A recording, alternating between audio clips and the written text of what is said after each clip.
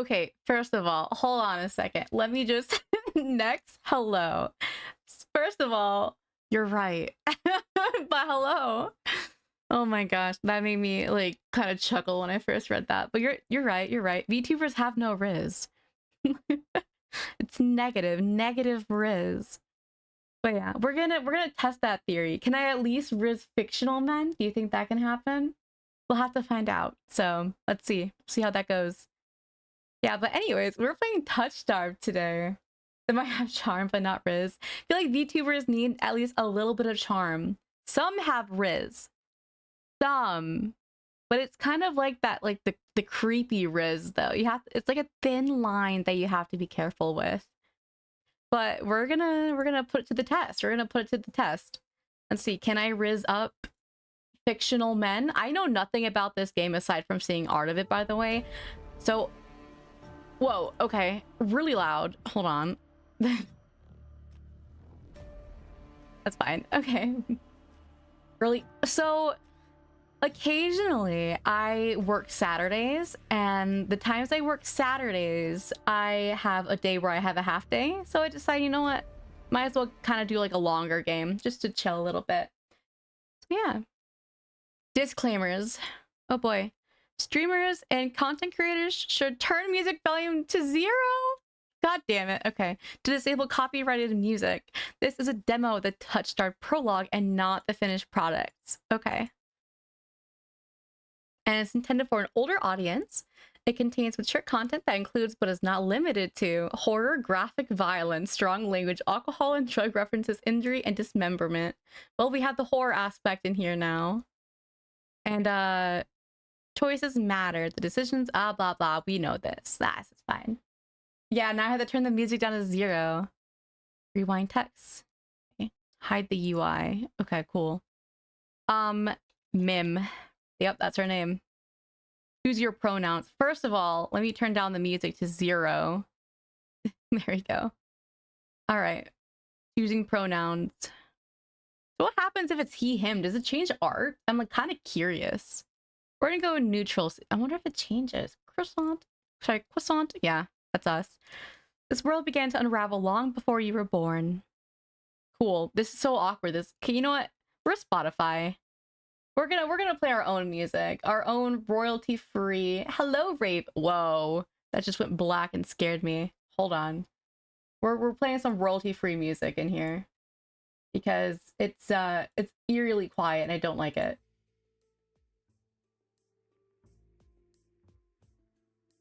All right, we're good. Okay.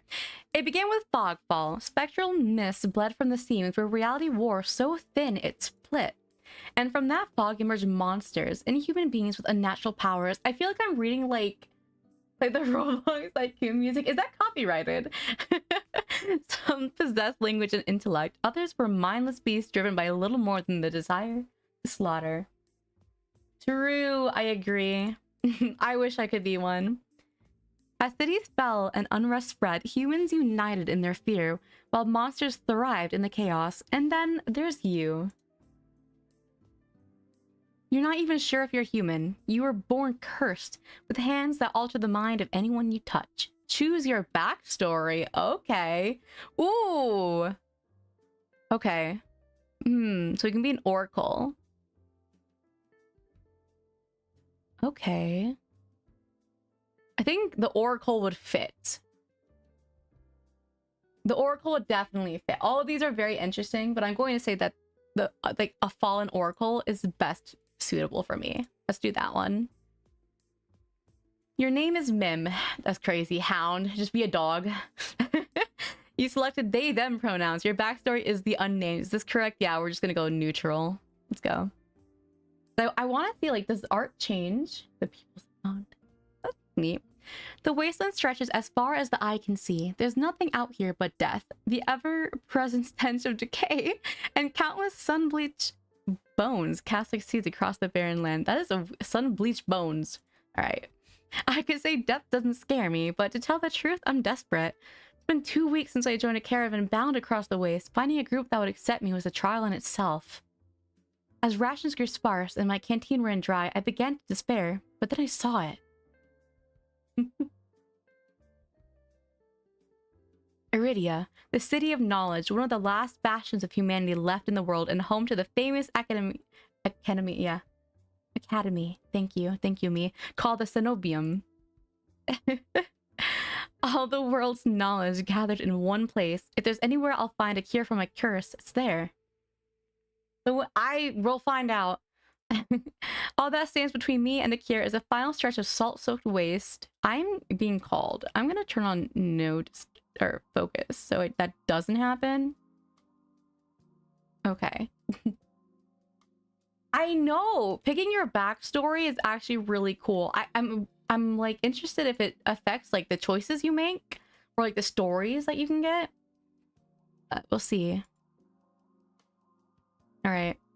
From the screen alone, I like the one with the ears. I think it's a wolf. Need to max out charisma. We're going warlock if that's even possible. Is this fogfall? My stomach sinks at the very whisper of it. A silent storm more devastating than fire. Also, hello. Should I say? Do you prefer like a shortened version, like Vero? Like, do you prefer that or just like the full name? But let me also give a quick shout out. Let me make sure I spell everything right, because last night I misspelled a shout out and I had to wait like 2 minutes. So, okay, I think I did it. I think I did it right. My stomach. Oh wait, I already said this. Oopsies. I'm getting lost already. You know, just to make sure I can. Listen, we're shouting out here. We're shouting out here. A thick blanket of fog engulfs us, smothering out the lantern's light. The wagon lurches to a stop. An eerie silence, heavy as the mist, falls over us. The only warning we get is a strangled scream. No problem. Oh god, do I really have to yell? Ahem, ahem. I'm not gonna do that. You can't even read. Okay, you know what? That's so fair. I can't even blame you. I feel that so much. That's me when I make like D&D characters and like certain names I just forget. It's like, is it pronounced like Viro? Viro? Anyways. I am not a yeller unless I'm mad, but okay. No, we're good. We're not gonna do that. We're not. Well, we might. If it happens again. The cry dissolves into wet gurgling. Oh, I could make that. There you go. Hopefully that caught. Vi's kind of cute. Then the wagon violently pitches to the side. I hit the ground hard. The air punched from my lungs. When I opened my eyes, adrenaline lends sudden, awful clarity to the carnage around me. A trader I once shared bread with lies face down in the mud, their back reduced to long strings of torn muscle, gleaming gristle, and exposed bone. Bodies litter the wasteland. Interesting. I try to rise, but my ankle explodes with pain so blinding, white blooms across my vision. Only when my eyes adjust do I see the dark shape in front of me. Bro, it's a Pokemon. A soulless stoops over the twisted form of a caravaner? I freeze, but it swivels its head. A dozen bulging eyes twitch in my directions and blink as one. Okay, mister. Jeez. Oh, Vi and V. Okay. Got you. I'll remember that. I'll save Vi. Is it Vi or I guess V, technically. Oh. Yeah. This solo lets out an ear-splitting shriek and runs at me. Also, how's everyone's day going while we're being attacked by an interesting eldritch monster? But right before it reaches me, the beast barrels past, vanishing into the mist. Distantly, a horse screams in the dark. I need to move now. I feel like we should run for the city. That would be the wisest decision. When we wake up and see light. That's so true. I take off, running deeper into the haze. The fog is so thick that I fear I'm headed in the wrong direction until I see a dim pinprick of light emanating from the shadow of a spire. It's faint, but it's enough. I came too far to die here. Rapid footsteps echo all around me. I turn in circles, frantically searching the opaque? I guess it's opaque, technically. I say things weird if you can't tell. Miss for the source, but the fog ball twists and stretches sound. Suddenly, the caravan's driver bursts forth from the fog. Our eyes meet too late. He slams into me, knocking me to the ground, and slips in a patch of mud. The Stolas falls on him as soon as he slows. He catches the driver by his throat and rakes his stomach with razor-sharp claws. He comes apart like wet paper, spilling intestines and viscera in a steaming tide. Oh my gosh! Bro, we just started. Fighting the urge to heave, I claw frantically through the slippery muck for a handhold. Shit. My hand catches on the jagged edge of a rib jutting up from the water. Bandages unfurl around the gouge. Oh, gouge? Torn deep into my palm. Yeah, I say words. I know English. So, it's still a demo. It's, I think, actually, can you charm it? Roll. Roll for charisma? Let me see. I actually have it on my wish list still. So it is still to be announced. I'm very I'm very curious when it's actually going to be released. Still waiting. But roll 20. Yeah, let me just pull up the roll 20 real fast. Man, the art's so good. I'm waiting for it. Yeah. We're just gonna... Can you not? Okay. So I'm very curious how this is going to go. I don't know how long the demo is, but I think we're going to at least be introduced to the characters. And if it's too short, we might as well pull up some other shorter games. Like I know Rental I've been wanting to play, but it's a really short game. I think it's like less than half an hour. So we'll see how that goes. The pain's quickly forgotten when a hand closes around my wrist. Oh my. Can you stand? Oh, what a cutie. Little head pat. One of the travelers from the caravan leans over me. We need to run. He's so cute. Aww. I know some games. Uh-oh. Do not say Assassin's Creed. They reach for my hands and I realize too late that my bandage have come undone. No, don't touch me.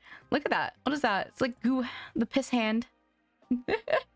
The sensation of their thumb brushing the back of my hand sends a shiver down my spine. All it takes is one touch. And in the space of a breath, my curse takes hold. Their lips peel back into a deranged grin. So about that. Oh my, okay. Yeah, sorry, no Assassin's Creed. Not yet, not yet. We'll get there. No, I've seen this face countless times before. This is my curse, madness of my own making. The grip of my hand tightens until pain radiates from my knuckles. Let me... Oh, so is he not good? Yeah, he's kind of creepy. Suddenly, clammy hands crush my throat, choking off my breath. Bro. Damn, this guy's angry. I mean, I would voice act this, but I don't think I could do it justice, but we'll try. No. Well, contemplating. Looks punchable. He does look punchable. He's very intimidating. So I assume these are the curses. They just, it looks like our hands are rotting in a bit. And then we have, we got the piss lines. Spit bubbles at the corners of their mouth inflex my face. The edges of my vision darken as my lungs scream for air. Let's battle. My nails gouge deep into the traveler's wrist, but no matter how much blood I draw, they don't flinch. The more I struggle, the tighter the grip grows. My pulse hammers on my ears, slowing with each thudding beat. Am I already dead? I think I'm already dead. This can't be happening. I'm going to die, and not because of the foghole or the soulless, but because of my own curse. Well, it happens. Tears sting my eyes. No, no, no, not here. Not like this. Well, we're fucked. The hands drop from my neck, leaving me wheezing for air. My lungs burn with each ragged cough. My vision clears and the traveler's face takes shape, hovering inches from mine. Lips still split in that macabre smile, even as blood seeps between their teeth. They give one last shuddering breath, then slump over the claws hooked through their stomach. Oh my. The monster just saved me? The soulless shoves the body aside, and the glowing eyes studying its leathery skin thin as though grinning. Oh. Oh my gosh, that's more like a demonic hand with gold veins. Yeah. There's a flash of claws. Red spills across my vision. I thought there'd be more pain. Oh, there'd be pain, not more pain. There wasn't pain to begin with, apparently. But as I sink into the murky water, all I can feel is the grit of silt filling my mouth and the icy embrace of shallow water. This is giving me D&D vibes, to be honest. This can't be a love interest. Well, the monster fuckers may beg to differ here, but we'll see. Distantly, I noticed an arm resting among an outcrop of reeds, mine neatly severed at the elbow. Wow! It should have taken both arms. Without them, maybe I could have survived. Maybe I could have had a home. Damn. Instead, I'll die cold, alone, and face down in a desolate wasteland. Man, did I already die? A fitting end for a monstrosity like me. Well, speedrun! Alright, that's it, guys. Bye! If this is death, it's not as bad as I feared. The cold is gone, as is the choking stench of bog water. Hydrate or dehydrate. All right, let's go. Let me drink some.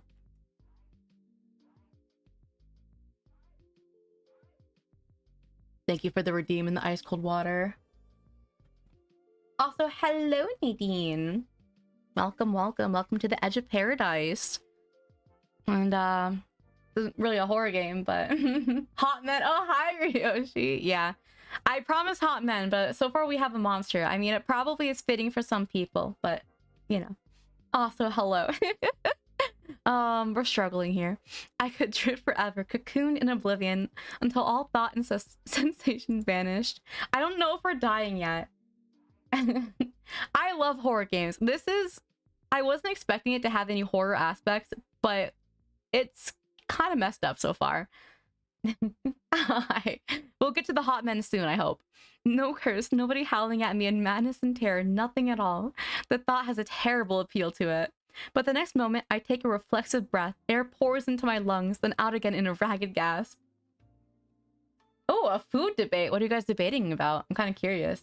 Apparently, it has horror aspects.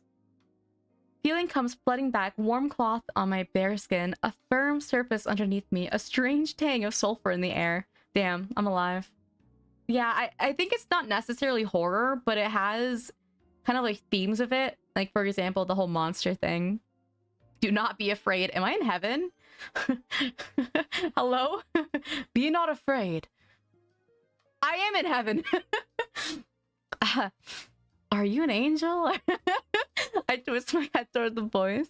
Tears flood my bleary vision as the bright glow of lamplight. Damn. Try not to move. All right, whatever you say, sir. The voice is calm, steady, and commanding. But more importantly, it's a stranger's voice. I'm more scared of women than this. Man, that's what, I don't know, being an online enigma does for you. One thought cuts through my mental fog. I have no idea who this is, and I'm completely at their mercy. I mean, he looks like a nice guy, right? Stay away from me. Bro, he looks like he's helping. I'm alive, aren't I? That's what matters. My words come out in little more than a creaky whisper. I clamp my mouth shut, hating how weak and helpless I sound. Okay, pancakes. I mean, I guess they're kind of a pastry, but that's still breakfast, you know? It's a breakfast dish. People eat pastries for breakfast still, too. Coffee bean soup. What classifies as a sandwich? Did you talk about like the hot dog or something? Like the hot dog being a sandwich? Is that what happened? What is coffee bean soup? Oh, like, is coffee a soup because of the beans? Is that it? I'm very curious. Is that actually a thing? Or am I crazy? I might be confused here. Huh. Oh, saying that pancake is technically... Well, because... See, bread is technically a pastry if you think about it, right? I mean, there's a lot we can talk about here. Interesting. Coffee is a bean soup. You know, I can see it. But I feel like, because bread is a pastry, so pancake is a bread, which is a pastry, so pancake is a pastry. You know what I mean? So I'm just saying here that you're inner Kiwi. That is fair. Yeah, I'm just for the sorry talking about pancakes. Pancakes do sound good, and I'm not gonna lie, I'm hungry. I'm tempted to order the Krabby Patty collab meal, but I shouldn't, because I heard that it's just nothing special. But I'm curious. I'm so curious about the Frosty, the pineapple Frosty, and for the branding. But I'll resist. I'll resist for now. No. No, you must devour the pancakes. You need to prove Kelpie wrong. 10:21. Oh, you have to eat. I need you to click off stream right now and go get food. That is a must. I mean, I feel that. I've only eaten once today too. I just had some dumplings, but you must devour food. It's very important. Also, you just said no to me when I said to get away. Fair enough. No, who the hell is this? I'm saying. Well, let's just sit up. I managed to push myself up on one elbow, but my head swims and my surroundings give an alarming lurch. Ah, a stubborn patient. Bro, don't ask me. I don't have the strength to dignify that with a response. Instead, I pull the sheet up higher and wipe my eyes until my vision clears. With the sheets? Interesting. What is this game? I don't know, man. I know nothing. Also, hi, Faust. The stranger towers over my prone form. Warm light reflects off his pristine medical coat. I like his hair, though. He's got the MiHoYo hair. Touch-starved. Yeah. There's some cool eldritch monsters that you might like, but it is a dating game. We'll definitely see what happens. It's only on demo right now. Hungarian pancake. What's that? No, you have to trust me. You have to trust me. I promise. There was a really cool one who killed like 3 people just now. Come back to see the Eldersman. All right, have fun, Nadine. Good luck. I instinctively shrink back, and that's when I notice that I'm completely naked except for a thin linen sheet. Oh, okay. We're Wattpadding this out.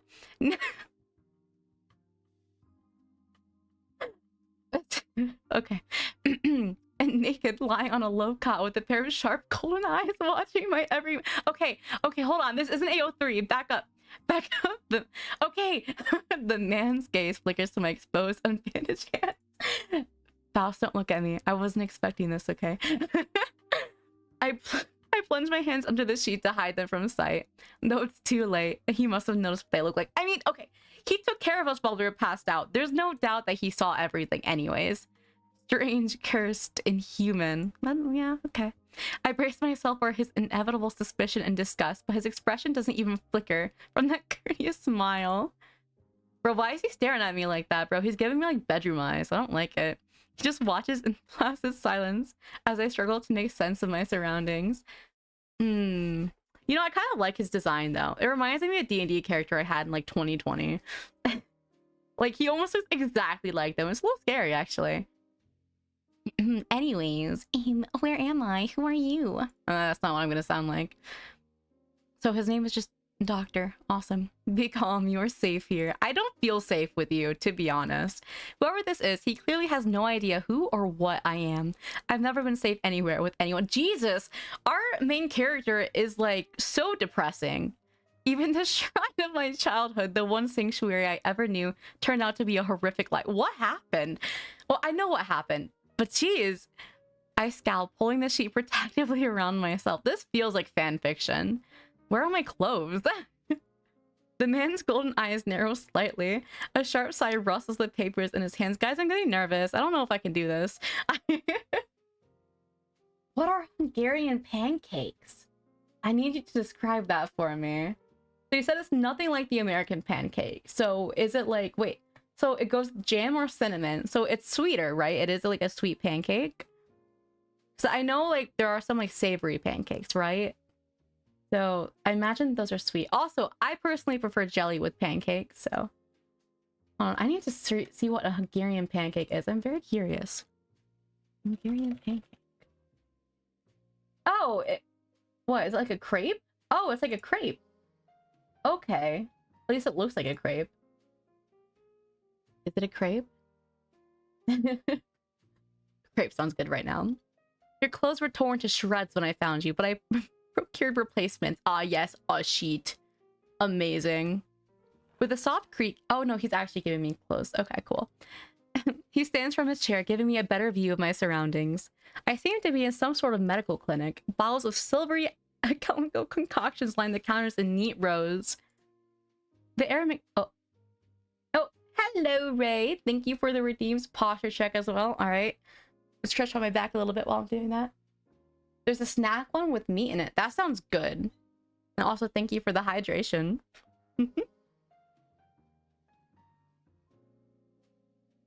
This is going to be a lot of talking today. The air makes my nose twitch, a faint whiff of smoke, and something distinctly metallic that I can't quite place. I'm gonna say blood. Possibly.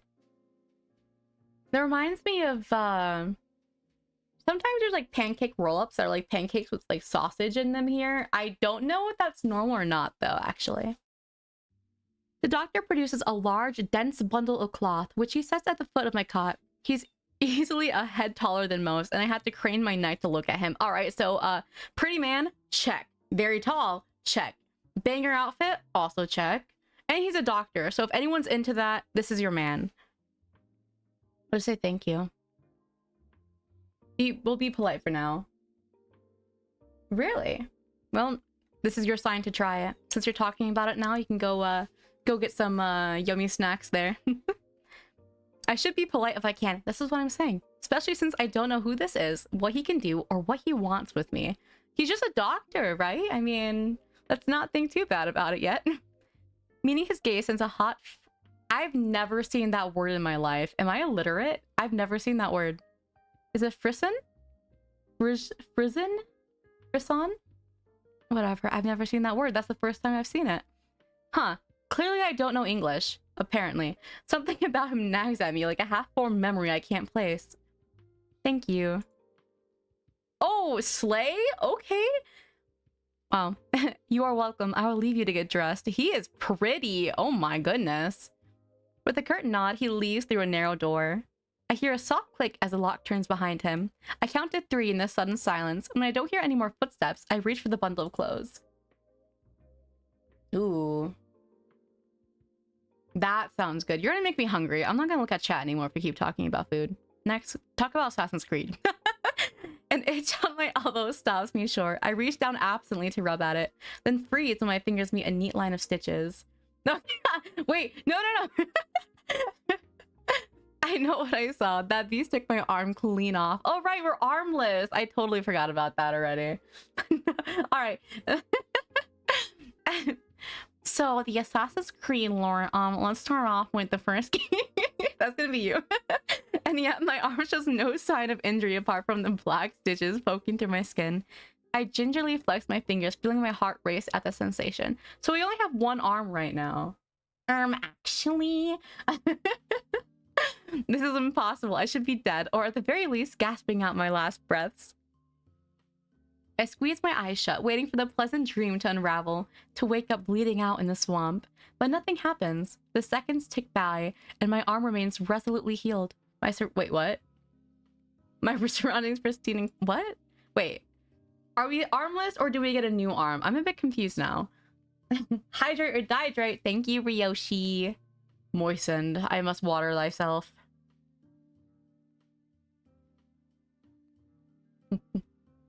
No Assassin's Creed ramble today, I got you. In numb disbelief, I reach for the replacement clothes and begin stiffly pulling them on. They're thicker and warmer than mine were, with a black woolen cloak to go with them. But there's one thing still missing. My bandages.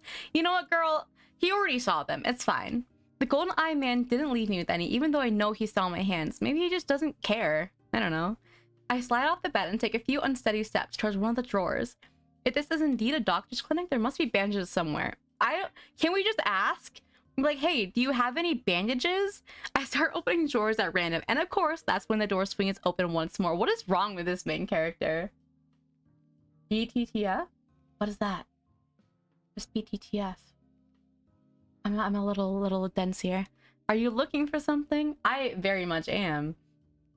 I roll around, clutching a thick roll of clean bandages. I try to step back from him, but my legs bump up against the edge of the cot. Back to the Future. Oh! Oh my gosh. I remember, was I in middle school? Where it was like Back to the Future Day, where it's like, oh my god, it's the year of the prophecy of Back to the Future or something like that. So, or the time where they went. Why the doctor? He's fine. I'm not gonna lie, he's very pretty. Your caution is understandable, though if I meant you any harm, you would know. That doesn't make me feel better in the slightest, but he makes no move toward... I'm trying not to say anything I'm thinking, so I quickly wind the bandages around my hands, because he's beautiful. I wonder who the artist is for this game. You don't want to go back there? Well, welcome back, Nadine. What happened? The glowing scars and model skin disappear under a layer of clean white cotton. May I ask why you need additional bandages? I clenched my jaw. I knew it would only be a matter of time before he asked about my hands. Though the way he does it is strangely roundabout. Declined to answer. Why would I glare at him? This poor guy is just trying to help. Well, that's a very personal question, and I don't really want to answer. Stretch! He called jam and peanut butter a soup? What the fuck, bro? I don't even know what to say to that. I'm just gonna get up and stretch real fast. What the heck? What is that? Bro, calling coffee soup is one thing. Calling peanut butter soup is another. What is that? Oh, my back. Ugh. Stretch. Man, I hate being an office worker. Ooh, the big stretch. Anyways, thank you for the redeem. What? That's crazy. Wait, so how does he think peanut butter is a soup? Tomatoes are vegetables. Bro, I'm sure... Okay, let's be frank here. I'm sure everyone once upon a time thought tomatoes were veggies, right? Before we figured it out. Not food debate, Kelpie stream. Oh my gosh. Mimikyu is the best Pokemon ever, by the way. Well, that's a very personal question, and I don't really want to answer. I should bring out my Mimikyu stuff. Is that so? Surely you realize that I can only help if you tell me what ails you. An involuntary snort of laughter escapes me. Where would I even begin? Would he even believe me if I told him? I mean, go for it. We're in like a world where there's like a bunch of eldritch beings killing everyone. Did you know that everything that is not grown underground is considered a fruit? You see, that wasn't what I learned that fruit was. But that kind of makes sense now that you say it. See, what I learned was that everything with a seed is a fruit. Interesting. See, now I feel like my eyes have just been opened to things I wish I never knew. Anyways, no, best to keep my curse to myself for now and learn more about him first. Who are you? You may call me Kurus. Kurus? Kurus? Kurus. And where exactly am I? Iridia, which I assume was your caravan's destination. I can think of nowhere else for a group of travelers to go. The paprika is a fruit? Really? Interesting. That's actually really interesting. Huh. See, I can't say I consider peanut butter or jelly a sauce or a soup. So that's like really weird to me. I just, when I say peanut butter, I'm like, oh, that's peanut butter. You know what I mean? Also, oh, yeah, wait. No, I don't like thinking about this. I don't like, you're gonna hurt my head. I'm like my brain cells are firing at each other, trying to figure out what is happening. What is happening? I'm so lost. Jam is a sauce. Jam is jam. I could eat it straight. No, I couldn't. That's a lie. I could try. I can make an attempt. Iridia, so I made it to the city of knowledge after all. I should feel relieved, but all I can manage is a vague sense of increasing unease. How did I end up here? I brought you to my clinic, of course. You were the only survivor from the caravan, barely clinging to life. You need immediate treatment. I can get... Okay, yeah, peanut butter being a cream, it does make sense. More than being a soup. Which you provided? Yes. He says it so simply, as if I'm a small child and he's explaining basic addition to me. I frown and flex the fingers on my recently healed arm. Oh, so I did get it back. Aside from being a bit stiff, it feels fine. Thoroughly attached to me. I'm curious. The sea is a soup? Has everything a soup has? You know what? Just because you're right doesn't mean you're right. You were saying that you stitched my arm back on. I want to put him out just streaming. Just like put him in the group and have like a group discussion where we all just like point fingers at him. Put him on the board. Be like a Danganronpa trial where we're all like arguing over whether or not peanut butter is a soup. Pardon? A Solus attacked the caravan. It ripped everyone to shreds. It tore my arm clean off. But when I woke up here, I trail off, bewildered. I've never heard of any magic that could heal a mortal wound like that. What kind of person could do such a thing? The doctor, Kurus, pinches the bridge of his nose. He sits back down in the chair, quiet for a long time. I do not know where you come from, but Iridia is a city of knowledge and deadly secrets alike. Information is power, and it is most unwise to give or receive it freely. Since you have refused to divulge your secrets, I will not divulge mine. I do not even know your name. You are new to Iridia, so I will overlook the specific breach of etiquette. However, what's happening in chat? Oh, yeah, okay. We are agreeing to the Danganronpa trial afterwards. I just need to put this on my on my agenda. I don't have one. You are new to Iridia, so oh wait, I already said that. Yeah, just start the VC midstream. Just have a whole debate. No plans. We're forgoing every plan he had. We're having this debate right now. The world is just a cat playing with Australia. I have seen that. I have seen that. Do you understand? He looks pointedly at my freshly bandaged hands. Yeah. Low though I am to admit, he has a point. I'm also a complete stranger to him, and if he's telling the truth, he saved my life. I take a deep, steadying breath.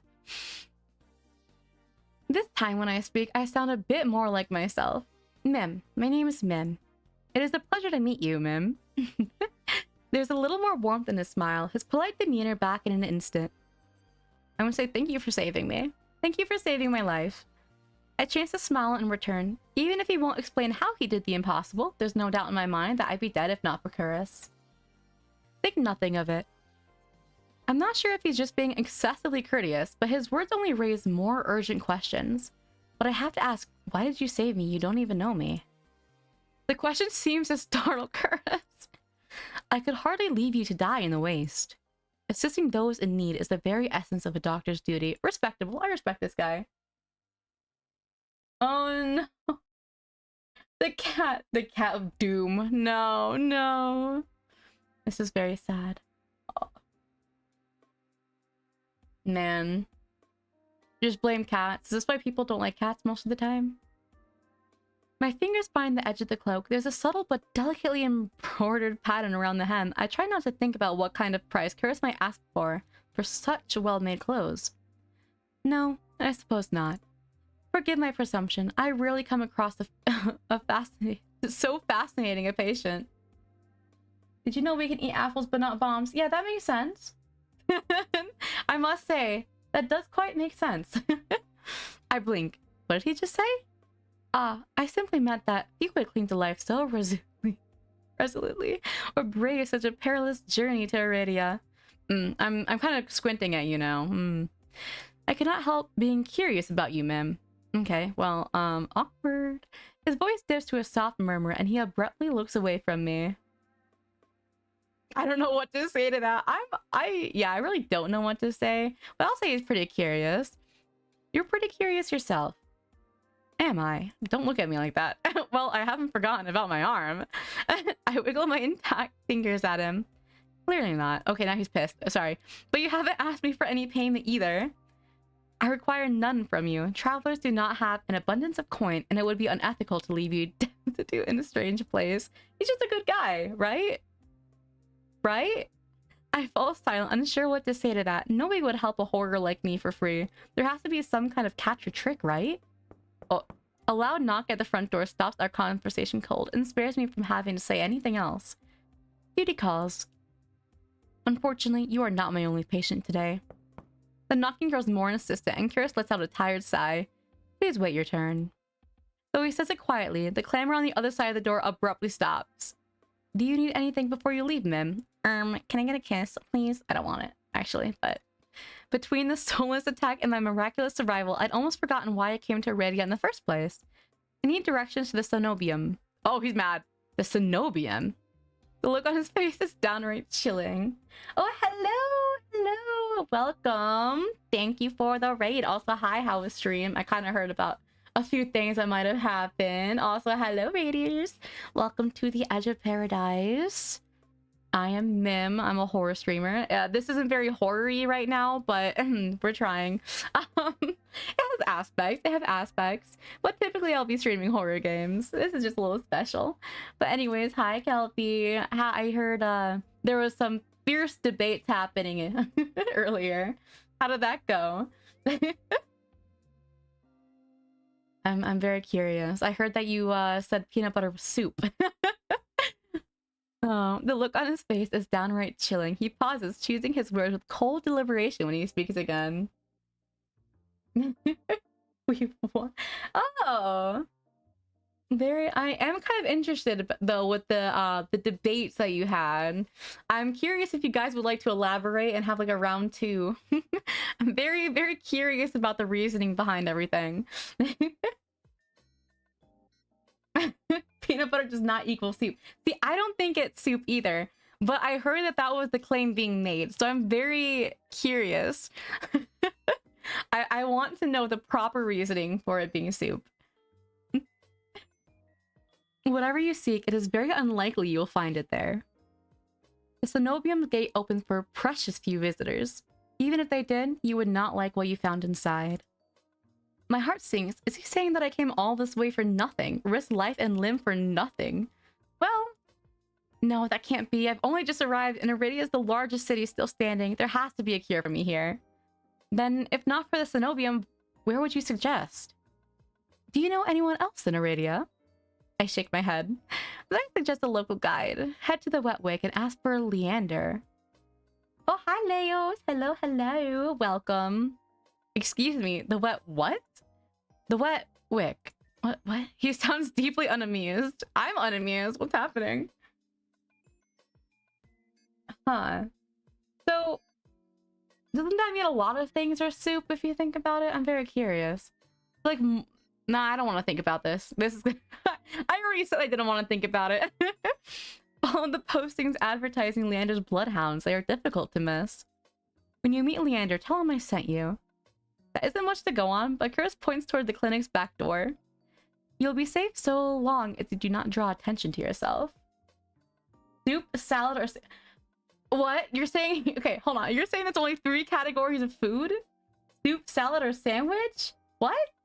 What about meat? What does meat fall under? Like, if it's just meat? Like, if I eat a steak, what is that? Is that quote-unquote salad? That's easier said than done. I've always been a magnet for the worst sort of attention. If you require my assistance, you may return whatever you wish. Though he's smiling, there's a note of finality in his voice. Resigned to my dismissal, I slip out the back door. I am so baffled by what's happening. Not in the game, in chat. I'm just so curious. I find myself standing in a narrow and rather gloomy alley. I pull the new cloak up over my nose, stepping over the contents of chamber pots that have been emptied into the streets.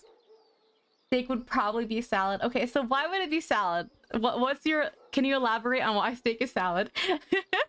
Something weighs heavily inside one of the cloak's pockets. My coin purse. Everything is still inside, every last coin that I scraped together for the journey to Iridia. It doesn't even look like it was open. There were so few coins to begin with. They probably weren't worth stealing. I glanced back at the clinic's closed door. Chris didn't take any payment. He didn't even ask for a future favor. But he also said that in Iridia, secrets are power. Does he expect me to give up mine at some point? Maybe. That's not exactly a comforting thought. Still, no matter why he did it, Chris gave me a second chance and a lead on where I might find help.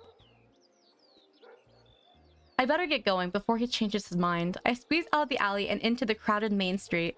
The line outside Kira's clinic stretches down the road already.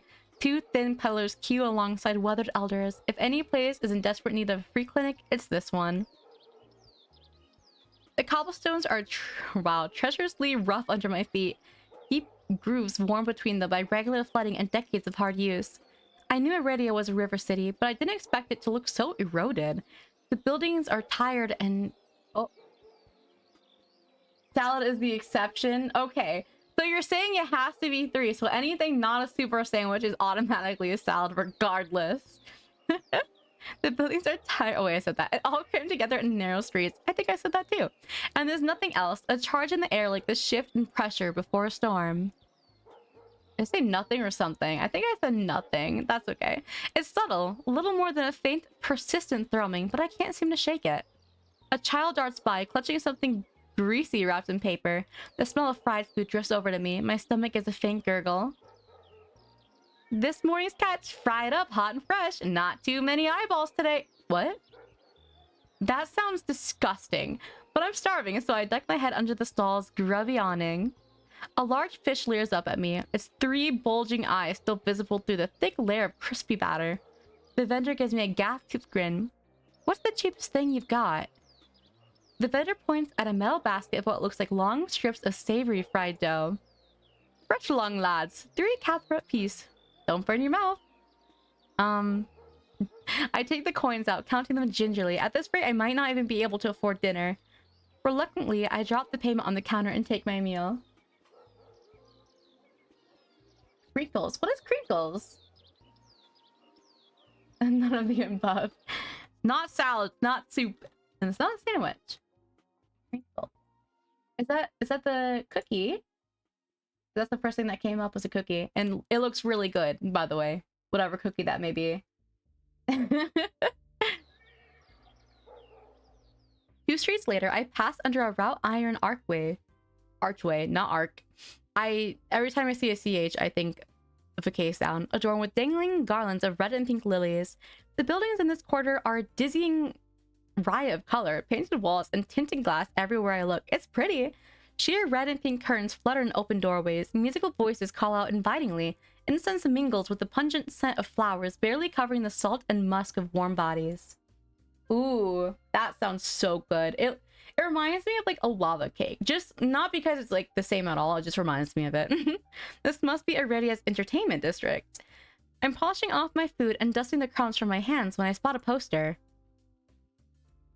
It features the silhouette of a smiling man wearing a single dagger-like earring and the words Bloodhounds printed above his head. A motto, as above, so below, circles the artwork. Oh, like that one movie. If Leander is the leader of the Bloodhounds, then the face printed on the poster is likely his. I follow the line of identical posters around a corner and nearly hit my head on a precariously dangling wooden sign. Looking up, faded orange letters read, The Wet Wick. The facade of the building looks like it's seen better days, but I hear faint music and laughter coming from inside. Lava cakes do sound really good. Ooh, you're a baker? Bake me something. I love sweets. I love pastries. I have a very bad sweet tooth. The inside of the bar is a far cry from the abandoned exterior. It's not even midday, yet most of the tables and booths are occupied by a loose assembly of people in matching green cloaks. Bustling bars are not something I'm used to, but I steel myself with a deep breath before pushing myself forward. A cursory glance doesn't turn up anyone from a dagger-shaped earring. I'm about to head towards the counter when a chant rises from the center of the room. Show! Show! Show! Oh, what's happening? Yeah, we shake hands. The remaining green cloaks abandon the bar and the booths to rush towards the center of the room in a sudden torrent. There's no time to move out of the way. I'm caught, swept along in the Aliston's current. Hey! The rhythmic chanting drowns out my voice. I thrash, throwing out my elbows as the press of bodies grow heavier. My hip knocks into a table. I grip it, holding on tight to steady myself. But the crowd has stilled. The chanting stops. A pair of gilded boots stride across the tabletop. Oh, booba. Seriously, you dogs? Again? Scattered laughter and cheers rise from the audience. I drag my eyes upwards. Oh my, pretty man, pretty man. A well-dressed man stands on the table in front of me, his broad shoulders framed by the thick lapels of trench coat. Labels? Whatever. This really is the last time, alright? This time when he speaks, the audience falls silent as though bewitched by his magnetic presence of rich, low voice. Oh. But nothing is as captivating as his smile. He beams at the crowd around him, a performer on his makeshift stage. Don't blink or you'll miss it. He laughs and the dagger-shaped earring dangling from his left ear catches the light in a flash of gold. It would seem I found Leander. He raises his hand above the audience and snaps. A flash of pale green light, real magic, no ordinary stage trick, blinds me. Oh, wow, okay. Actually blinds me. As the brilliance ebbs, my gaze refocuses on the mage towering above me. He flicks his wrist, and the magic spiraling around him coalesces. Coalesces? You know, I'm gonna be honest. I haven't seen a decent amount of these words that I've been reading. Or at least I haven't in ages. A delicate flower stem sprouts from beneath his pinched fingers. One by one, glowing lily petals spring forth. Oh, that's pretty. With flourish, the mage presents the conjured flowers. The audience bursts into clapping and cheers. A genuine magic show was the last thing I expected from a place called the Wet Wick. Leander plucks the iridescent bouquet out of the air and turns in a slow circle, giving his audience a good look. Now, who could use some good luck? You gotta keep your vocab intact. That is fair. It's just like, some of these I feel like I have never even like heard of. Eager onlookers scoot closer to the table. Some reach for the lilies while others whistle and call Leander's name. But his cool green... Also, that's cool that you're a writer, by the way. I should mention that. You should send me some of your work sometime. I'll read it. I love reading. But his cool green eyes slide right over them, looking on me instead. How about you? My chest tightens. Every person gathered turns to stare at me. Sure. I reach out, all too aware of the way my fingers tremble as I carefully take the flowers from him. Ooh, poetry, I bet. I'm like poetry dumb. I'm really bad at writing poetry, but I admire poetry, so it's there. There's no weight to them, only a faint warmth that radiates from the stems.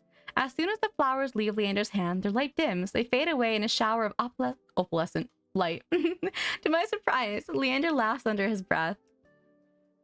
That's the problem with flowers. They don't last long, but they leave an impression, right? He grins at me, and I find myself smiling back. Leander steps off the table, dropping among the excited crowd with an audible click.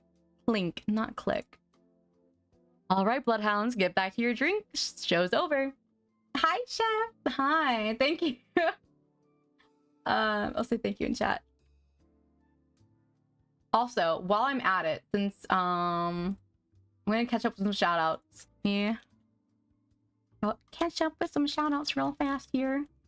Because I was going to. But I got so in depth with the argument that was happening that I totally forgot shoutout was a feature.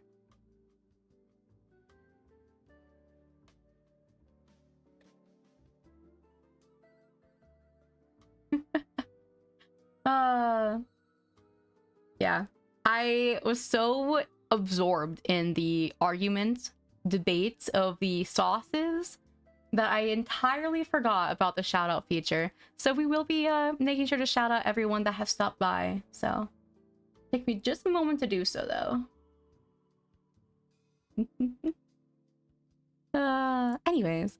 Alright, bloodhounds. Oh wait, I read this. We're not repeating it. We're fine. The green cloaks disperse at his command, returning to their tables and booths. Also, I keep closing OBS on accident. Also, hello. Welcome in. Hope you get to enjoy TOUCHSTARVED a bit. Got some first-time chatters in here. Before I can make my way towards Leander, his eyes find me. He gives me a friendly wave, then beckons me over to the crowded counter. I manage to squeeze behind him. Beside, not behind. But there's so little room that his broad shoulder presses against mine. I tense, but he doesn't seem to mind at all. Is this your first time in Iridia? Yeah. He says it lightly, with a genuine air of curiosity. Do I stick out that much? No, but I'm certain I'd remember seeing a face as lovely as yours around Lowtown. My god. He's got rizz. My eyes flicker to the polished countertop. I'm not used to flattery, and being this close makes eye contact difficult. As if on cue, the bartender approaches us.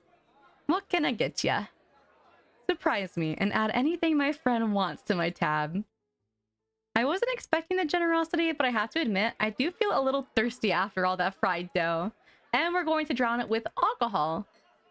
You know what? Let's get what he's having. Live life on the edge. I'll have what he's having. While the bartender leaves to fix our drinks, Leander leans his elbows on the counter. I'm close enough to notice the purple shadows under his lower lids. His eyes wander over me in return, but when they lock on my bandaged hands, a sour taste rises to my throat. Here comes the questions. So, what brings you to the wick?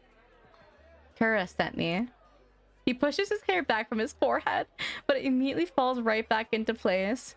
So, it's about work. The bartender returns with a pair of glasses filled with what I can only assume is beer. He's not happy. We just keep pissing everyone off. It's quite impressive, actually.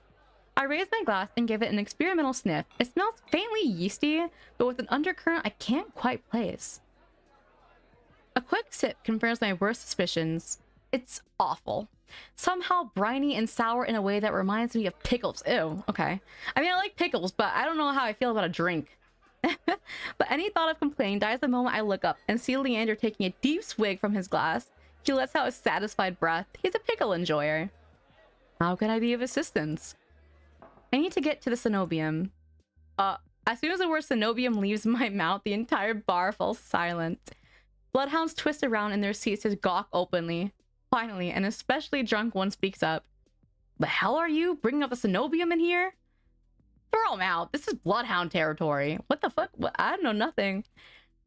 The vitriol catches me off guard. From the angry looks thrown my way, it's clear I've broken some unspoken rule just by mentioning the cenobium.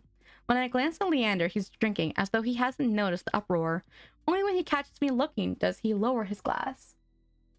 Hello? Hello, James NPC. Should I just say James? For the love of... He drags a hand down his face. Hey, keep it down, will you? This is business. Who is Beefy Man? His name is Leander. Something called a bloodhound. I assume that is like mercenary work, I want to say. So, very curious. I tense, expecting an argument, but the outspoken bloodhounds silently return to their drinks. Only a handful continue to watch me warily. Sorry about them. The cenobium's a bit of a touchy subject in these parts.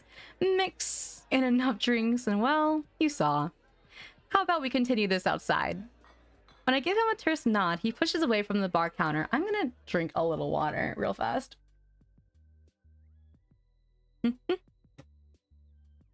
I follow Leander to an alleyway tucked behind the wet wick where layers of frayed bloodhound posters have been plastered to the walls. Seeing them side by side, the resemblance between Leander and his likeness on the posters is impressive. First didn't send you here for help with the cenobium, did he? From the look he gives me, he already knows the answer. I glance away. Yeah, he looks pretty neat, but there's one person on the cover who my eyes were really attracted to, and I'm waiting to meet him. But TOUCHSTARVED is still in demo, so I assume we're mainly just going to meet all the characters before actually being able to go through the story, which is fine. Till you get an introduction out of the way. No, he didn't. He suggested I find an alternative. Yeah, here you are, asking about them anyway. What do you need the cenobium for? I don't want to tell him about my curse. That's probably not the best, but... It's the one with red hair. Fox guy? Is he a fox or a wolf? Veer. His name is Veer. Is he a fox? I cannot tell. I don't know, but he looks cool.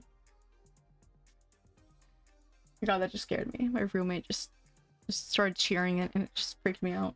But I guess... Listen, man. We don't talk about it. Alright. Well. Oops, I just closed OBS again. Well, I see you're already aware of the city's currency. Information's worth its weight in gold here. First told you the truth. The cenobium is dangerous. Get on their bad side and they'll imprison you if you're lucky, or torture you if you're not. So is death an option? But the cenobium is supposed to be a place of learning, a sanctuary. Cenobium has always been heralded as the last bastion of human knowledge, a shining beacon of hope in a world steeped in nightmares. And best that you consider them. That is fair. I don't really know too much about the characters themselves yet. They all seem like a little... Like, I've only seen two. The doctor and then this one. They're all right. A little standoffish. I can't say like, oh, I need to romance them. Not quite there yet. If any place held answers, it would be the cenobium. That's why I came here. That's what they want you to think. But things that seem too good to be true are often just that. Such a simple statement, and yet it leaves me reeling. If it's true, if I staked everything on a lie, then what now? Leander clears his throat. But as I always say, there's solutions to every problem and alternatives to every solution. He claps his hands and turns to me with a brilliant smile. That's why Kira's pointing you to the bloodhounds. Let us help you. Whether it's hunting soulless, finding people, or recovering stolen valuables, we can do it all. And free of charge. I'm shaking my head before he's even finished his practice speech. My patience is wearing dangerously thin. Listen, I appreciate the offer, but my problem can't be solved by a group of good Samaritans. To my chagrin, Leander nods slowly. Then your problem must be fairly serious, and if the cenobium's your first choice, you're searching for a magical solution, aren't you? When my eyes widen, he nods along as though he suspected all along. You sound like one of my previous English teachers. Is that a good or bad thing? Were they a good teacher or were they a bad teacher? Should I be honored here or should I be nervous? I'd be happy to help you out. That is, if you'll tell me what ails you. Leander might not work for the Cenobium, but he is a mage, and a powerful one at that if his demonstration earlier is any indication. I'm silent, plagued by indecision. I don't know if I can trust him, but it's not like I have any alternatives. One of the good ones? Okay, I'll take it. I'll take one of the good ones. I hate to admit it, but this could be my only path forward. My confession comes out in a pained whisper. I'm cursed. Cursed? Oh, now I'm very curious. What kind of curse? Something ancestral or more recent? He looks me up and down, taking in my face and my eyes, and finally my hands. Really? You introduced your teacher to Crab Rave. Did they like it? I'm gonna take it as they liked it, right? It's your hands, isn't it? I wait until I'm certain my voice will remain steady before answering. My touch is dangerous. It changes people, hurts them. Before I've even finished, Leander begins taking his gloves off. He tugs his left hand free and flexes his fingers. Let's see it. He offers me his hand, and a prismatic flash of magic ripples across his palm, but I'm already shrinking backwards. Can't. I don't care how confident Leander is, I can't bring myself to hurt him, to see his kind face twist into a mask of madness. Believe me, this isn't an ordinary curse. Change your life. The Crab Brave is life-changing. That's beautiful. You know what? It was life-changing for me too. As everyone, I assume. I'll be fine. Perhaps where you came from, your affliction was strange and one of a kind. But spend a year in this city, you'll see 1,000 curses and thrice as many cures. Do you really think Karis would send you here if I couldn't handle it? How should I know? I only met him today. I'm as good as any mage in the Cenobium. Better, even. If they can help, so can I. You don't know what you're asking me. I'm asking you to trust me. Bro. Bro, I'm sorry. If there was an eye tracker, you would see me just constantly looking at his chest. This is very embarrassing for me. I look from Leander's outstretched hand to his confident smile. That's not where I'm looking. Then, with a short breath, I begin unwinding the bandages from my hand. I need a drink.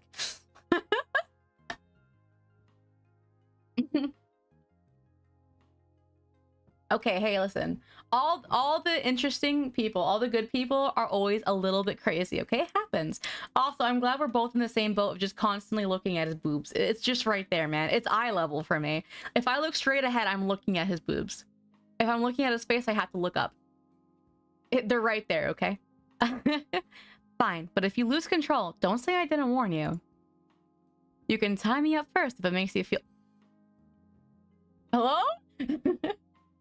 That's not where I'm looking. Bro, he's blushing. He wants to get tied up. What's happening here? My face and his chest. Bro, it's hard to look away. I'm pretty sure everyone is like in the same boat here. They're right there, man. It's kind of hard not to look at it. With each joint I expose, I grow more and more certain that this is a terrible idea. Hard eyes. Bro, getting freaky. We're getting freaky in here. Ready when you are. Brush his strand of hair back. If he's bothered by the way my hand looks, he doesn't show it. My fingers hover shakily over his palm. 3, 2, 1. Alright, we're touching him. Get touched, idiot. I tap his palm once, as quickly as possible. It's barely more than a brush, but that's all it ever takes. When I look at his face, expecting to see the worst, Leander only grins. See? Can't be. This time when I reach out to touch Leander's palm again, he catches my wrist before I can pull away. I told you. Whoa! Why is he holding my hand? We're moving a little too fast here. I told you, there's really nothing to worry about. I wanna... Hello? He trails off when my thumb brushes the soft skin of his inner wrist. What is happening? Oh my gosh. That... Too short, too short. We're just, chest height. I searched Leander's face for traces of madness, but his eyes remain a clear, soft green. Color rises in his cheeks, but he remains still except for the subtle bobbing of his throat. Bro? I know, what happened to... Exactly, I'm saying. Take me out for a meal, at least. Get to know me. You don't even know my name. Hello? What?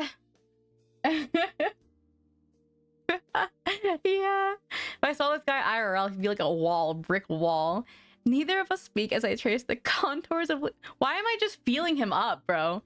Lost in an awareness I wasn't prepared for. I've been with other people...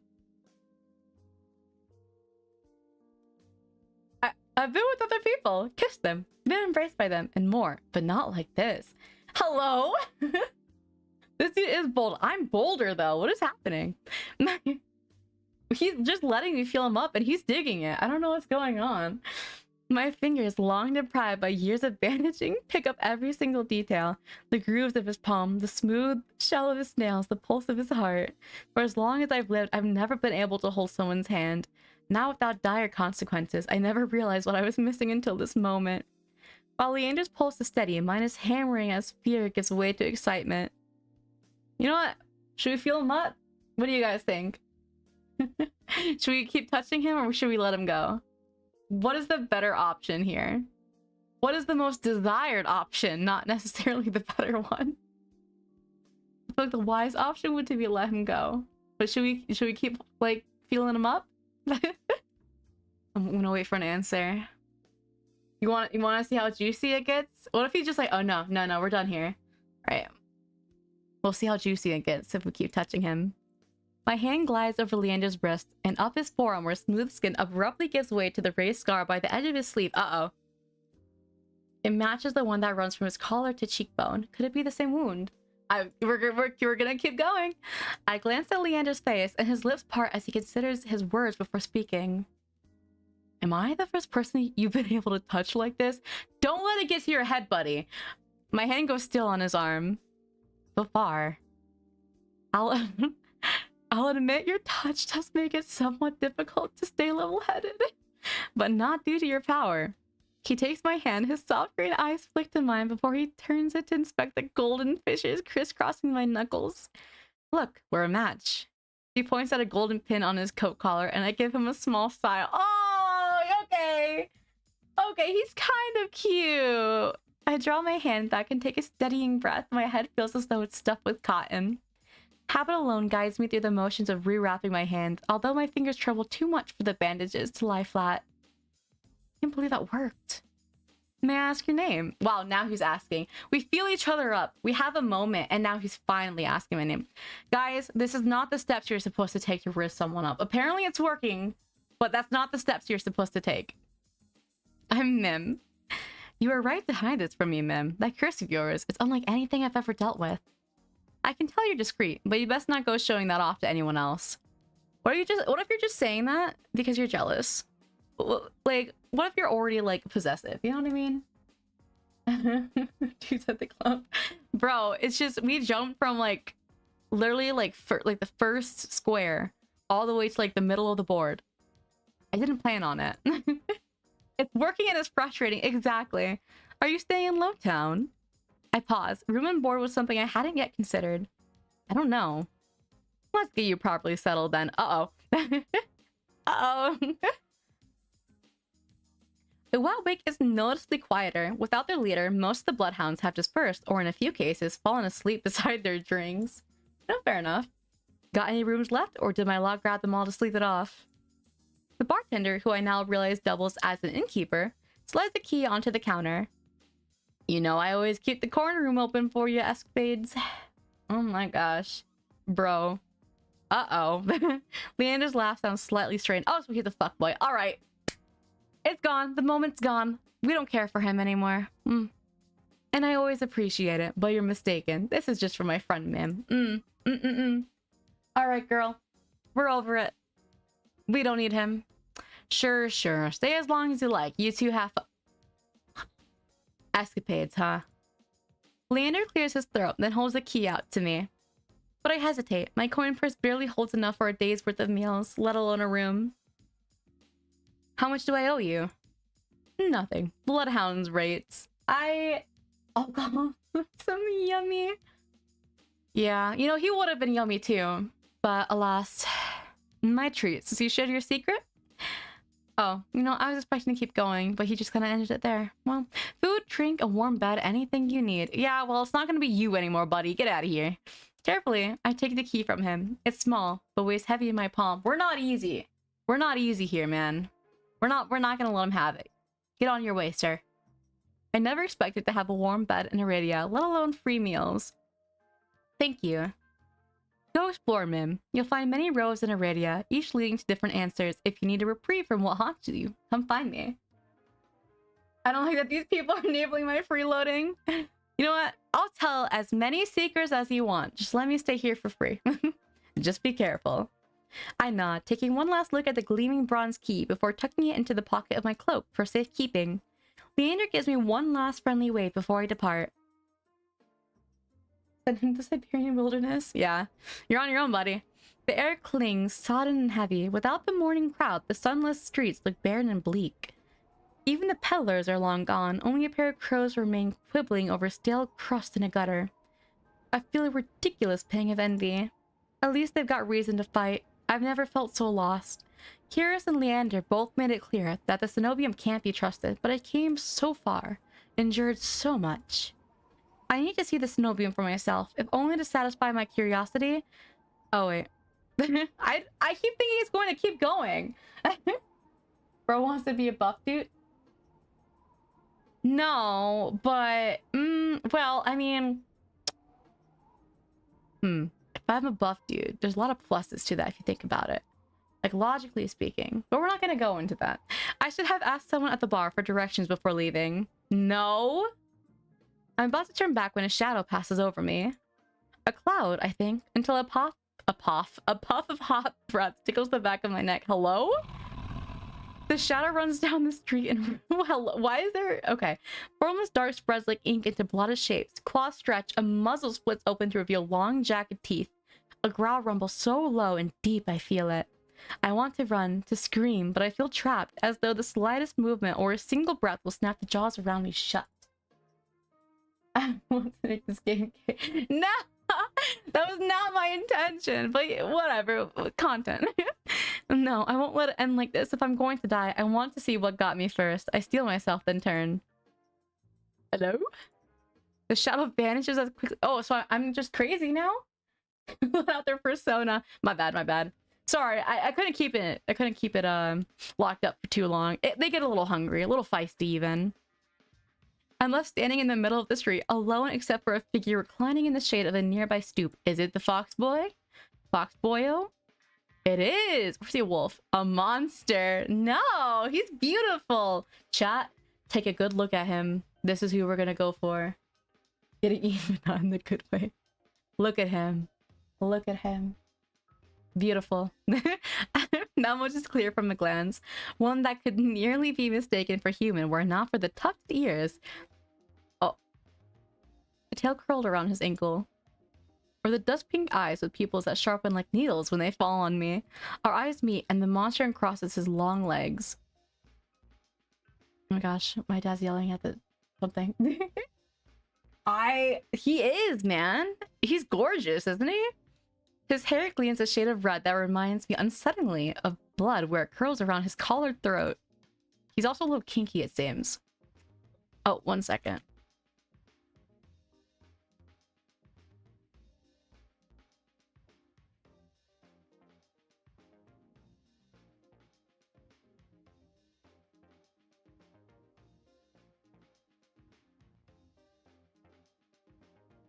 Apologies. My dad was making sure that I came home. Because I came off early, so... Anyways. Jumpy, aren't you? His tone is so light and carefree that I glance over my shoulder to make sure he's speaking to me. When I look back, the stranger props his chin on his knuckles and regards me with an So is he... Sorry, Okay. I looked into his eyes and literally I just forgot what I was going to say. Well, that's embarrassing. Ignore me. Didn't you see that shadow just now? It was massive, moved like a beast. That's probably him. Even as I speak, I'm aware of how ridiculous I must sound, but the stranger's smile doesn't falter. The only beasts I've seen are the Wick's drooling regulars, though this did catch my eye. Oh, he's in shorts. Oh my gosh. With a flourish of his hand, my in-room key... Give that back. Tears dangling from his finger. It turns on his chain, glittering when it catches the light. Excuse me, sir. First of all, put your titties away. They're very distracting. Give me my key back. He's rizzing me up, and he's stealing my room key. This is a fucking asshole. My hands fly to my cloak's pockets, and sure enough, find them flat. He crooks his finger, beckoning. Hello? I've already taken 2 steps forward before some stifled instinct stops me. Something feels wrong. I'm still on the edge, throbbing with so much adrenaline that the strangest shadow flickers on the edge of my vision. I always attract the worst kind of attention, but I can't get rattled now. Bro, he's got booty shorts on. Not the who said that's my key. Bro, come on. I'm just gonna ask where he found it. How'd you even find it? The key, I mean. What can I say? I'm a sucker for shiny things. Bro, what are you, a crow? Bro. His smile's wide enough to reveal pointed canines. I saw you drop it. You really should be more careful. City like this? Somebody might take advantage. Yeah, like you. Them thighs, bro. You got them thick thighs. Bald-faced? Isn't it bold-faced? Huh. I don't know. Without a hint of irony. There's no way I dropped that key, but I can't think of an explanation for how it went from my pocket to his hand. I approached the man, careful to keep an arm's length away. He doesn't look dangerous, but most deadly ones never do. He's so pretty! The stranger's chain softly clings with the tilt of his head. His ears flick. Keeping your distance? I'd be stupid to trust you. You think I stole your dinky little key from all the way over here? He gives an exaggerated sigh. I'm good with my hands, but not that good. Do I really look like a common thief to you? Well... yeah, I feel like it should be bold-faced, but it was bald-faced. Stance. He's got me there. The sheer fabric of his sleeves alone would be too expensive for most street thieves. Hell, his shoes look like they can cost more than I spent traveling here. And then there's the shop behind him. No matter the city, parted pink curtains only ever mean one thing. I'm not looking to buy, and I doubt I could afford your... Okay. I understand. I understand what's happening. Alright. Afford your services anyway. Luckily for you, I don't charge. What? The man runs the tip of his tongue over a fang, and for the first time since I stepped into that shadow, I feel something other than dread. What am I feeling? Lust? My face grows hot. Embarrassment. Maybe lust. That's not what I meant. I'm flattered, really. For a sex might trade, I might take an exception for you. How about half off for a Hindi? Or you could just hand over my key. This is suspicious. Ask nicely and I might even let you tug my tail. No, just throw it here. So some splendidly little street urchin can snatch it and run. He raises my key and tilts his head so he can watch it dangle back and forth. I know. The fact that he's not letting us pay for anything.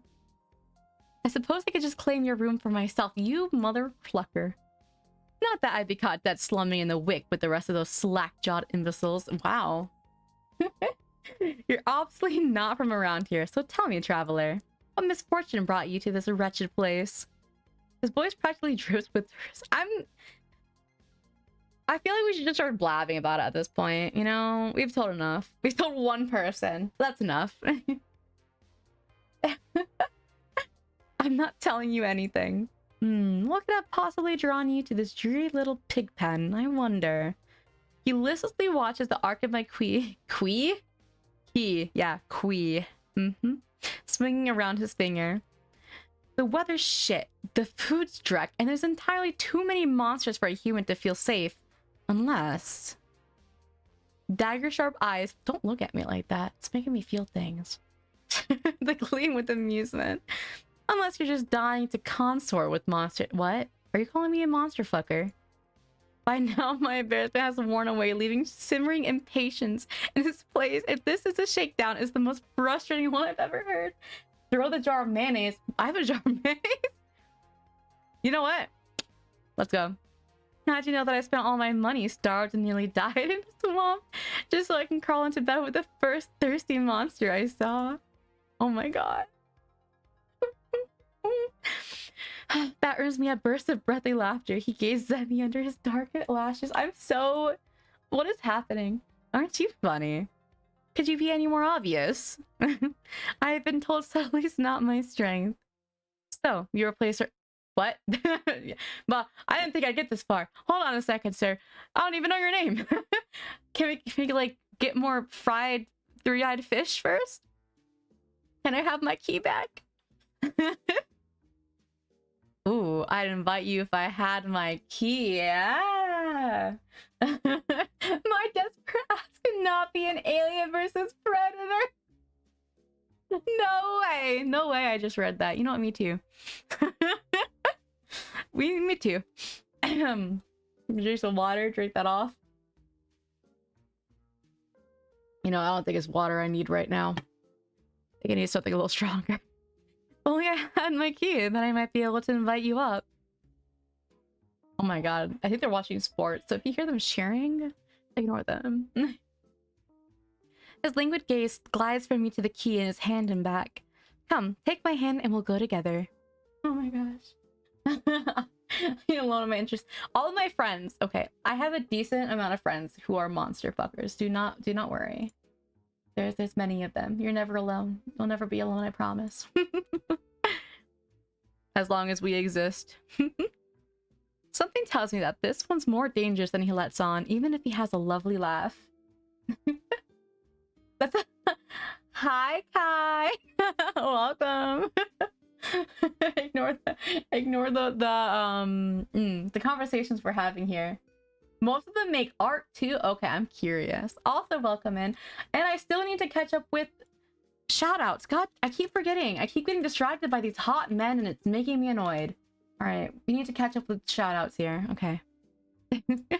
The Twitch shoutouts. I keep getting distracted by looking at these very attractive and beautiful men, and it's doing something to my brain that we don't want to talk about. Come, take my hand and we'll go together. I don't know why he's rizzing me up, man. Oh no, they're hot. Literally the best distraction. Exactly. Exactly.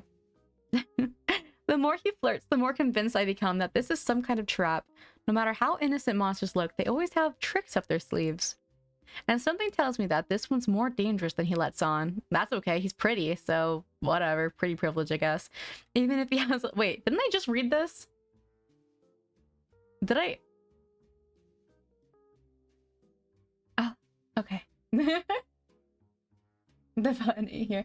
Yeah, I don't think I'm on YouTube. I don't think I'm monetized yet, but I appreciate it regardless. I don't know what you want or why you're messing with me, but I'm not coming any closer until I know you aren't going to attack or bite. Well, I wouldn't mind that, per se. I won't bite hard unless you beg me. Embarrassing. Chat, look away. All right. I'm missing shoutouts here. Let's get Kai first. Oh damn it! I have to wait half a minute. A Monopoly dollar? You know what? I'll take it. That's currency right there. Even when I'm silent, he goes on as though we're having a conversation, not a standoff. Do you like dancing? There's a traveling troupe. Oh my gosh, he's really asking me out on a date already? Performing in Hightown tonight. Their ludus is utterly exquisite, truly a performance to die for.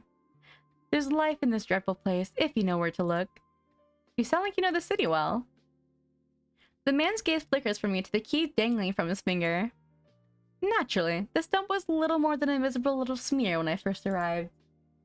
I'm doing okay, and I wouldn't say I'm gooning. Not yet, anyways. Not yet.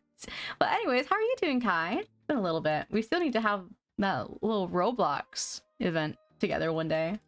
Let me also finally give a shout out if he'll let me. Perfect. All right. Bro does not think he's a Deadpool variant. Man. I'm just looking at this collar that he's got going on. He's definitely got BDSM gear on underneath this, right? Like, we're like 90% sure he's got something on under there. No, no problem, no problem. What about the Cenobium? Do you know where that is? Uh-oh. Everyone just gets pissed every time I mention that. I feel like at this point I would know better. Right? Like, I would know better than that. His smile vanishes. Surely you've seen it. That absurdly large tower looming over the rest. It's a little hard to miss. It must mean that spire I noticed when I first caught sight of Iridia. No, I feel that. Don't worry about it, because I'm in that same boat. There's just so much going on. It's kind of hard to, like, be able to A, like, plan things, and B, even just sometimes communicating. It's hard when there's so much to do. So I get that. The Cenobium's overrated. Forget about it. I can show you things those stuffy boars in their limp dick tower couldn't even dream of. I've already got plans. Oh, have you some pressing matters at the Cenobium? Lunch dates with librarians, tea times with the most esteemed Bess? That's my business. What's the matter to you? I square my shoulders and the amusement bleeds out of him. Your loss. The stranger, finally bored of his tedious game, extends his hand towards me. The key rests on his palm, neatly dividing skin and leather. When he makes no other move, I reach for the key, but as soon as my fingers graze smooth brass, his hand springs shut around my elbow. Oh, goodbye, James. Have a good one. He would look good in a dress. I agree. He would look gorgeous. I think most of them would. They're just so pretty for no reason. Anyways, we're getting got. Oh, we're getting closer. Hello. He yanks me down and I stagger, my soul slipping on the steps. For a sick moment, I fear my bandages will unravel under his touch, but he's careful not to disturb them even as his fingers dig into my arm. I knew I smelled blood. You reek of death in the road. Why is he looking at me like that? Oh, I'm a little nervous. And that fucking doctor. Oh, wow. Okay, he's mad. His voice, once silken, lowers to a smoky growl. The shadows around him seethe and boil as he pulls me closer. And something else. He murmurs against my throat. Whoa, nose grazing my jaw. Whoa. None of these people know what personal space is, dude. Let go. I try to twist away, but he doesn't budge. His breath trails down my neck, sending a thrill of dread through me. But just when I fear he'll bite, he takes a deep whiff instead. His wide, flat eyes gleam with naked hunger as he gazes up at me. Not quite human. Not quite a monster. Seems we're both... Uh-oh. He's being called. He's edging us. I feel like he is. In, like, multiple ways here. The stranger's ears flatten, and he releases me with a short breath. I yank my arm back, massaging it where his grip left grooves in the bandages. The stranger twists around to watch a woman duck out from the curtains behind him. Her press uniform marks her as a cleric of the Cenobium. I leave you for what? For all of what? 10 minutes? And you're making trouble again? Will you quit harassing the tourist? The stranger, Veer I take it, rolls his eyes and flashes the cleric a withering smile. So suspicious. Can't you see this as a friend of mine? A natural liar. He grins at me and his tail swishes minutely. The woman purses her lips at me, clearly unconvinced. I open my mouth to correct him, but Veer cuts in. I was graciously offering my dear friend some free advice. Though his voice remains light and cheerful, his expression darkens. Danger's drawn to you like a moth to flame. It will always find you given time. The woman clucks her tongue as though she's heard this recital 102 times. Word of advice, don't take advice from lazy foxes lounging in the streets. This crook would sell water to a drowning man for the sheer enjoyment of it. She shrugs off a wilting look from Veer. Oh, please, any friend of yours knows it's true. Now hold still. Veer rises gracefully at her approach. He pushes his hair aside so it drapes over one shoulder, exposing the long line of his neck. And suddenly, it dawns on me that the jingling I heard earlier wasn't coming from the harness attached to his collar, but a leash. Oh, we are kinky. A heavy iron chain wound around a hitching post and padlocked to the back of his collar. Veer posed deliberately to hide his leash from me. The woman produces a key ring from her pocket. She rifles through a dozen identical keys before selecting one and slotting it into the lock. Come on, unless your friend's tagging along on our merry little soulless hunt. They're hunting for soulless inside the city. Words momentarily fail me. The woman regards me with a polite, if tight, smile before marching down the stairs. Veer lingers. He stretches his arms over his head with a yawn, and I try not to stare at the way his stomach flattens when he arches his back. Bro! Why are we just, like, checking everyone out? Your little secret's safe with me. Try not to get yourself killed.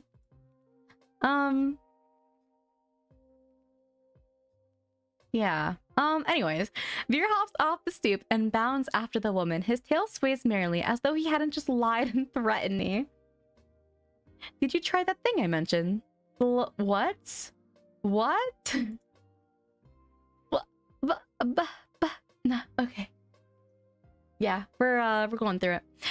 Not the one where you take 3 fingers, then... Actually, don't tell me. Knowing you, it's disgusting. Veer's airy laughter echoes down the street. It's only after he and the cleric have vanished from sight that I realize I'm still missing something. Oh, you're kidding. Wait. Reflexively, I shove my hands into my pockets and find it. The room key. Also, this worked out. I pull it out of my pocket and raise it to the light just to be sure. A nagging feeling distracts me from relief. I don't know what Veer's game was or what he wanted from me. All I know for certain is that the Cenobium saw fit to leash him, a fate I could share. That's what his vague warning meant. I let my eyes drift skyward, past the lanterns gently swaying in the breeze to the Cenobium faintly visible through the haze. Just one glimpse is all I need, then I can put this all behind me. This time, the key goes into my coin purse for safekeeping. Man, all these men are too pretty for their own good. It's easy enough to follow the sluggish river, that splits Iridia in two. A colossal bridge arches over the dark water below. I cross as quickly as I can, climbing over ever uphill towards the distant tower. I really like the backgrounds they draw for this. It's very, very neat, but also like decently stylized. Hours later, legs aching, sweat beating on my forehead, I finally find what I was searching for. The Cenobium of the Luminous Void. It stands at the highest point of Iridia, surrounded by cold white walls. Well-dressed people stroll down the walkways, paying no attention to the massive tower in their midst. I'm the only one standing before the gates. I crane my neck up and up until the top of the Cenobium tower disappears into the clouds overhead. My stomach gives me an uneasy lurch. Though far grander than the humble shrine of my youth, the Cenobium gives the same impression of being a gilded birdcage. Knocking seems like a terrible idea, but I don't see any other way of making my presence known. I'm halfway up the steps when something moves in my peripheral vision. Oh, pretty. A shadowy figure crouches beneath one of the white walls. They reach out and tug on a vine as if testing its strength. Oi, you there! The shadow vanishes as quickly as I spotted it, and a gaunt-faced man in a crisp charcoal uniform marches up the steps towards me. Ugh, another tourist. Get out of here once you're done gawking. A dismissive wave accompanies his equally dismissive words, and he turns on his heel without even waiting for an answer from me. I look back at where I saw the intruder, but there's nothing, just the leaves blowing gently in a cool breeze. It's a lot of talking. I guess that's just a visual novel for ya. I step away from the gates, hopelessness washing over me. Hello. A whisper, so close I can feel the warm brush of breath on my skin. I instinctively jerk away, but there's no one beside me. Halfway down the staircase, I spot a woman swaying in the breeze. She's gaunt as a rail, her blouse moth-eaten. I'm unable to take my eyes off her, not because of the way she smiles a little too widely or the way her tousled braids look unbrushed for days. Because her eyes shine a vibrant, unnatural crimson. I'm both entranced and unsettled by their subtle glow. These days, you need a miracle to get in there. I'm unsure how to respond, or even if I should. Her gaze is uncomfortably fixed on me, heavy as lead. Say nothing. We're not gonna be rude. Well, this is still rude, but not as rude as responding sarcastically. After the experience I've just had, I'm not too keen on indulging strangers with small talk. Despite my silence, she maintains her unflinching stare and smile. Lucky for you, I have miracles for free. You know, I just realized we could save. You know, let's do that real fast. Okay. Whatever she's selling, I'm not interested. My words come out in a tired breath. No thanks. I start down the stairs, but she abruptly steps into my path.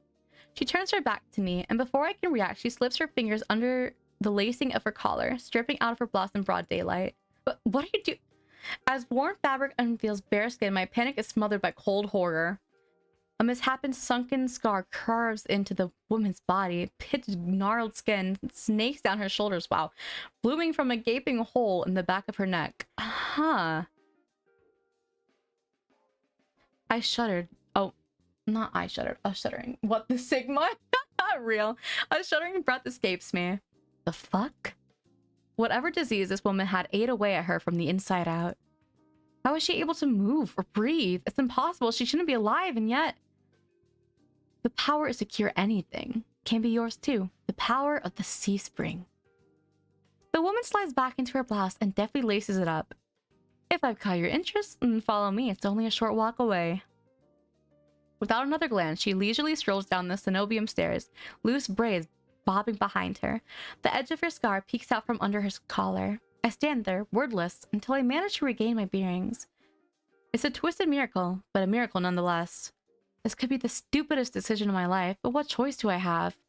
I take a final look at the Cenobium shut gates and follow her down the steps. Very interesting so far. We descend from the higher streets, leaving behind their gilded decadence as we cross the river. The wet, derelict? Districts feel more familiar to me, but the crimson-eyed woman takes me farther, then farther still, until I met with an all-too-familiar sight. My gut lurches when I face the open horizon. The city's outskirts are hardly recognizable in daylight, and probably safer for it, but venturing beyond Irradia's walls is a gamble I wasn't prepared to take so soon. Keep going straight, and the sea spring will reveal itself to you. I bark out a bitter laugh, loud and involuntary. I'd rather not. Are you kidding? It's not safe out there. You're as safe as inside the city as outside of it. Truthfully, the territory before you is the safest of all. What do you mean, territory? This region belongs to Ace. Most people know him as a gang leader, but he's much more than that. I squint against the empty wastelands. Only a fool or someone with nothing to lose would leave the city. Apparently, I am both. But if this sea spring cured her, I need to see what it can do for me. I set off into the waste. Over my shoulder, the woman calls after me. Good luck, Mim. I hope we meet again. Wait, I never told her my name, did it? Did I? My heart pounds with each step I take from civilization. It doesn't take me long to realize it's not the only heartbeat I hear. Like a nagging thought at the back of my mind, I can sense another pulse thrumming through the earth beneath my feet. I felt this presence before, when I first stepped out of Kira's clinic, a living dread coursing underneath the city. Only this time, I'm getting closer to it. For what seems like an eternity, I force each foot forward, one step, then another, until a realization hits me. I never told the woman my name. I'm saying! Something pierces the horizon ahead of me. A building nestled into a tall cliffside, but so starkly out of place it might as well be a hallucination. It drips with extravagance and honeyed mahogany, an ornate jewel of architecture. A row of dark silhouettes stand out on the horizon. Trees, I think, until I'm close enough to realize that what I mistook for branches were spikes and jutting tendrils. Soulless. Several of them watch me in the distance like statues. I don't think, I just run. Exploding into a messy sprint, I push my legs as fast as they'll take me towards the decorated building. She's probably the imposter. Probably. Probably. I would not put it past her, to be honest. Flashes of light of last night saved me. The gushes save me, chase me. Yep, I can talk. The gushes of blood and screams of death. The smell of burning flesh and sour bile. I can't go through that again. I won't. The next thing I know, I'm dashing up wooden stairs and crashing through towering double doors. I gasp for air, my lungs burning from exertion. I'm desperate to be safe, but when I process my surroundings... Well, shrine. It's more hellscape than sanctuary. Blood flows all around me, overwhelming my vision with a lurid, unholy red. Instinctively, my hand leaps to my mouth. But the rotten stench of blood never comes. Instead, a smoky scent hangs in the air, sharp and spiced. I swallow thickly, convincing myself that it's not as gruesome as it appears. This has to be the sea spring, the place that grants miracles. Pulling my eyes away from the pool, I take in the rest of the environment. Tall pillars flank me, blanketed in written notes. Seating pillows scatter the floor. A rusted kettle sits nearby. Someone must live here, despite how eerily empty it is. But calling out isn't a good idea. So we'll stay silent. I approach the paper-covered pillars. Maybe something here can tell me more. I reach for... the closest one.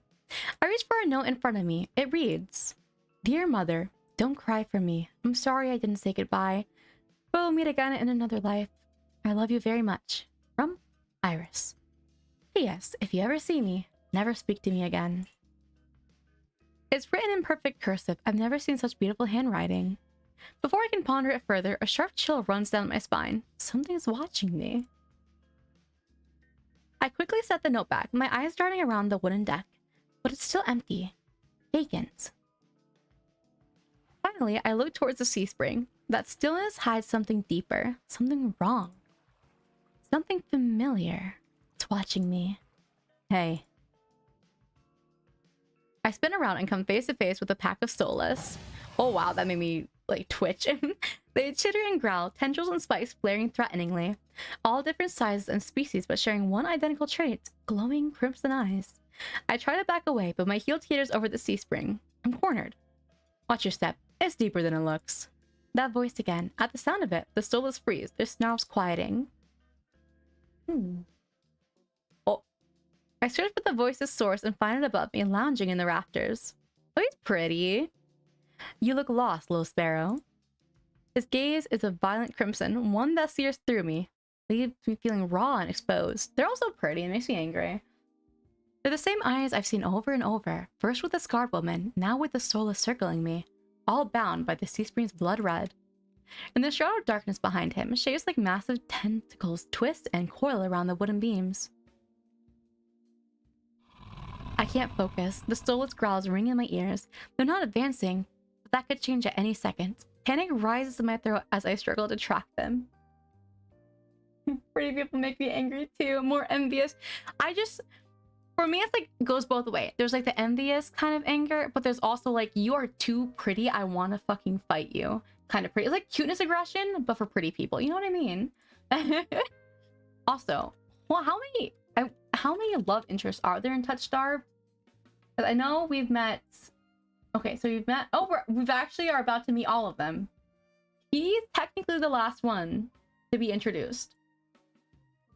Hello, innocent husky. Cute name, cute name. I know these men are all showing off their titties, man. Like, what is this? For free? Eyes on me. Yes, sir. My stomach rolls as I tear my eyes away from the soulless. Don't ignore someone who's talking to you. It's not polite. He's so pretty. I'm gonna fight him. For a moment, anger knocks my fear aside. Who is this bastard? That's what I'm saying. I'm distracted. Fuck you. What if I say that? Oh no, I'm so the urge. The voices, they're telling me to say fuck you. Ooh, I'm itching to say it. Ooh, but this might, but if I want to romance it, ooh, let the voices and impulse. Okay. Alright, fuck you. I look right into his unnerving eyes, holding his gaze defiantly. Fuck you. Is that better? It works. A crooked grin cracks across his face. We'll work on it. His name is just bastard. Amazing. Splendid. Absolutely wonderful. I scan the stolas again. They really aren't attacking, posturing more than anything else, almost after waiting for commands. Did you tame them? Power of the sea spring. They're hungry, so they might bite. You could give me a reason to stop them. You want a little kiss? You want a little kiss? How about I didn't do anything wrong? Trespassing. And that's punishable by death? He gives a non-committal shrug. Expecting mercy was your first mistake. My voice stops in my throat. This man's terse coolness is both infuriating and terrifying. I rack my brain for a way to diffuse the situation. Tell me what you want, or I need help. Well, right now we're trying to live, so let's see his conditions. Tell me what you want. I'm not in the mood for guessing games. Your hands. What? We're holding hands? Alarm jolts through me. I hide my hands under my cloak. Show me. Why? Won't ask twice. Bro. With the sharp hop.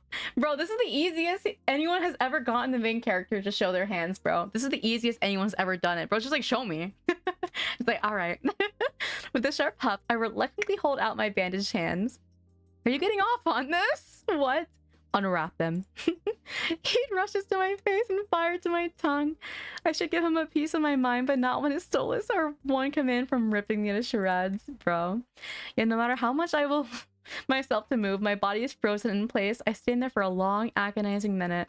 My hands are trembling when I finally raise them. I know the skin beneath the wrappings all too well, the hideous, unnatural flesh I've grown to despise. I grip the edge of the bandages. Stop. Bro, what do you want from me? With a weary sigh, the man slides off the beam and lands with a thud that shakes the panels underfoot. Oh, he's pretty. Oh, he's pretty. Damn. He's a monster with an imposing figure that towers over me. I couldn't tell how tall he was before, but he's big. Illuminated by lantern light, his features are stronger, sharper. He's beautiful. What? Subtle clinks of metal accompany each of his footsteps. The closer he gets to me, the faster my heart hitches. What does he want? Is he going to kill me? I step backwards and find nothing to set my foot on. I forgot on my back was to the sea spring. I fall right before a warm hand catches my lower... What in the Wattpad? Daddy, sorry. Daddy, sorry. Hi again, Rave. I'm hovering above the sea spring, the scent of smoke and leather enveloping me. Blazing crimson eyes bore into mine. He's very lovely. You know what? Screw the fox guy. We're going for bastard. We don't know his name yet. Was it Ains? Ace? Told you to watch your step. I'm too stunned to muster a response. Like I weigh nothing, he guides me back to solid ground and steps back. Following a subtle gesture from his fingers, the soulless around us disperse and relax. The shift in their demeanor is so abrupt, it gives me whiplash. Bastard, what a lovely name. Yeah, that's our little name we have for him right now. The enormous tentacles are no longer in the rafters, though now I doubt I ever saw them. Either way, I exhale a breath of relief. Exhale, not exhale. Thanks. As focused on me as he was before, the monster pays no attention to me now. He kicks some seating pillows out of the walkways, checks the contents of the kettle with a scowl. The sudden disregard is almost insulting. So that's it. I'm not a threat anymore. Never were one. Then why'd you threaten me? People get honest when they're afraid. That's true, I guess. In other words, he was messing with me. I drag a hand over my face, exhausted by the fact that this is the second time a monster has provoked me today.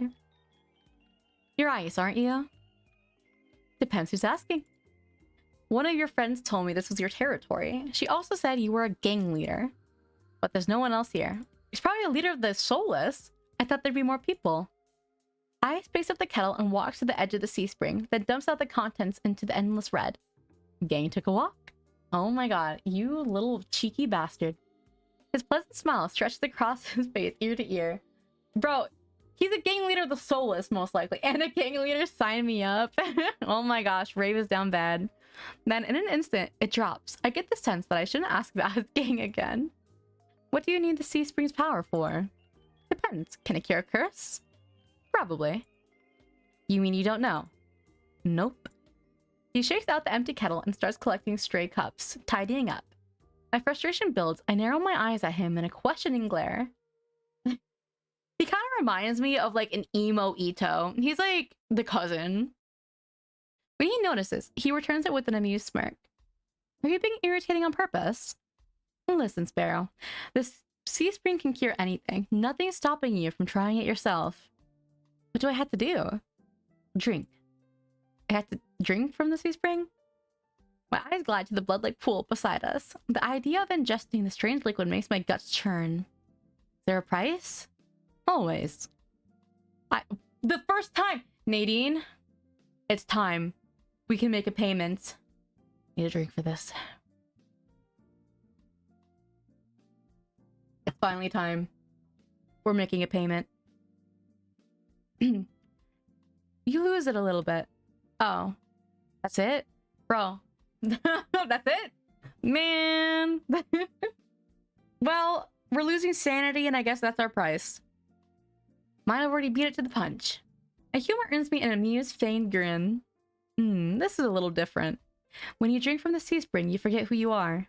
Your mind combines with everyone who ever drank before. Humans, monsters, soulless, one big happy family in your head. It is better than nothing. My blood runs cold. I've heard of these before. Group minds. My tendency is to tell me that my power granted people access to a higher plane of understanding. A group mind of my own making. All lies. But something tells me this is real, even if one thing doesn't add up. Your eyes are red too, but you obviously haven't forgotten who you are. Oh, hello, James. Welcome back, welcome back. Before I can finish my sentence, Ice drives me past towards the entrance. Opinions on the new baddies that we've acquired? Time's up. Let's finish this later. Wait, already? You barely told me anything. Came on a bad day. I've got somewhere to be. There are still so many questions burning on the tip of my tongue, but my frustration spills out before any of them. I was told to come here for help, but instead I get threatened and kicked out. You're joking, right? Watch your tone. I'm nice, but you don't want to ruin the host's mood. I literally, like, said fuck you earlier. I feel like there's very little I can do to like really get on his nerves. My skin prickles. The feeling of being watched washes over me again. My eyes dart back over to the sea spring. A lone ripple dances on the quiet surface. I take Ice's advice and clamp my mouth shut. Oh, wow. 120 degrees Fahrenheit is crazy. 50 degrees Celsius. Jeez. Oh my gosh. Please stay safe. Make sure to hydrate and stay as cool as you can. Ice approaches a nearby Solus, a lanky dog-like one with 6 legs and a crown of tendrils. Several sets of crimson eyes adorn its sides. I assume Solus are all beings. Its forked tail wags rapidly when Ice squats beside it. Oh my god, that clapping scared me. He runs his fingers through the tendrils, scratches his chin, and pats his head. The past few months has been like that? That's crazy. I hope it cools down soon.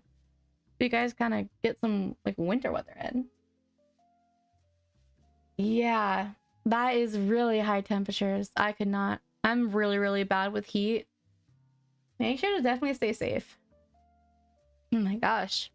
A gentle smile plays across Ice's lips. The affection he holds for the Solus is painfully clear. I dip my eyes away, my stomach fluttering at the tender sight. It's getting dark out, so this pretty girl will guide you back. Aww. Following a short whistle from Ice's lips, it trots over to the entrance obediently, tail swaying. I watch the Solus warily. Perhaps it's not a word I would use to describe it, and the idea of it protecting me sounds absurd. What? Wait, what? Grass combust? What do you mean? I'm so confused.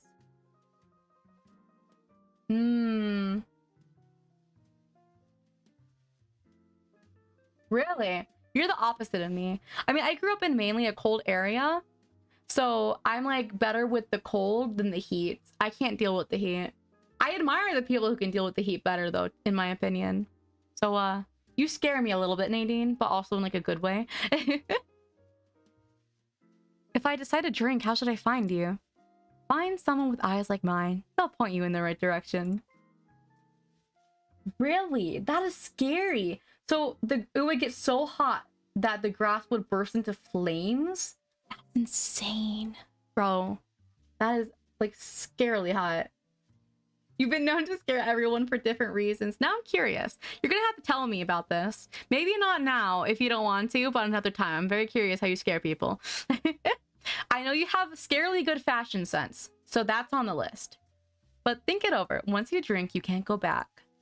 It's a lot to process, but I give a small nod. At least I know I have another option for a cure, as disturbing as it may be. I follow the Solus at a measured distance and watch it nudge the giant doors open with ease. When I'm about to cross the threshold, I sneak one last glance behind me. My heart skips when I meet Ice's eyes. I'm about to snap my head away, but he just flashes me an easy smile. Till next time, Sparrow. I'll buy you a drink for scaring you. That's crazy. If you don't mind me asking, where is that exactly? I mean, not like an exact location, but like a general area, because that sounds like horrifying. Like, I'm kind of curious. I didn't even know that could happen.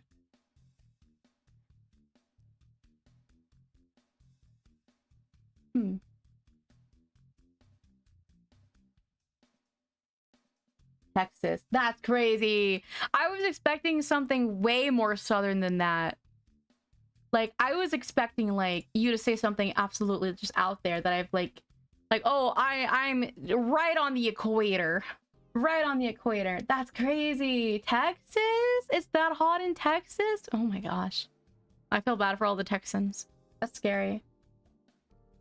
Whenever you're free, I'm down to chat with you about that. I'm curious now. You have me signed up. You piqued my interest. Oh my gosh.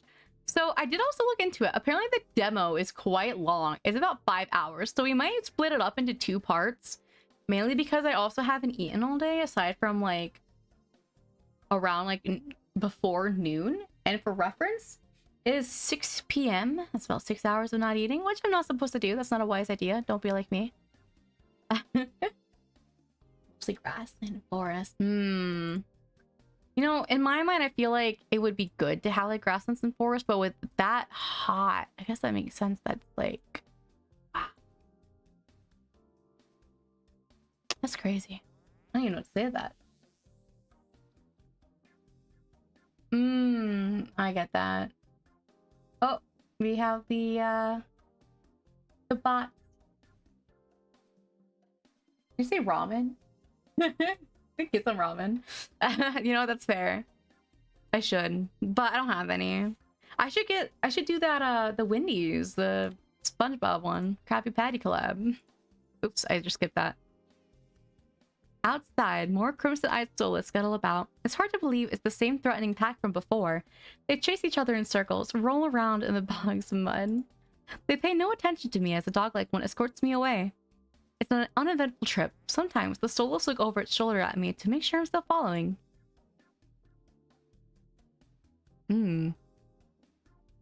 Dusk darkens in the sky by the time you reach the city. I can't sense that massive heartbeat anymore. Maybe it was all in my head. You have March and merch, bro. That's crazy. You really dedicated. In the summer, your friends fight over your hands because they're always cool. Man, the freezer. We got the freezer over here. Honestly, you're the opposite of me. Like, my hands are pretty warm. I have the opposite issue. The soulless sits and looks at me unexpectedly with familiar crimson eyes. Pet. As nervous as I am, I carefully glide my fingers through the soulless tendrils and scratch beneath his chin, just like Ice had. Tacos are better. There might be a war here. Ramen or tacos? It pushes into my palm in response, rumbling with a sound akin to a purr. The vibrations are soothing, almost healing my fatigue. When it's satisfied, the soulless spins around and scampers back in the direction we came, vanishing into the darkness. It's barely my first day in Iridia, and I've already encountered so many things I thought were impossible. Game Soulless being one of them. My head spins. Maybe I should call it a day.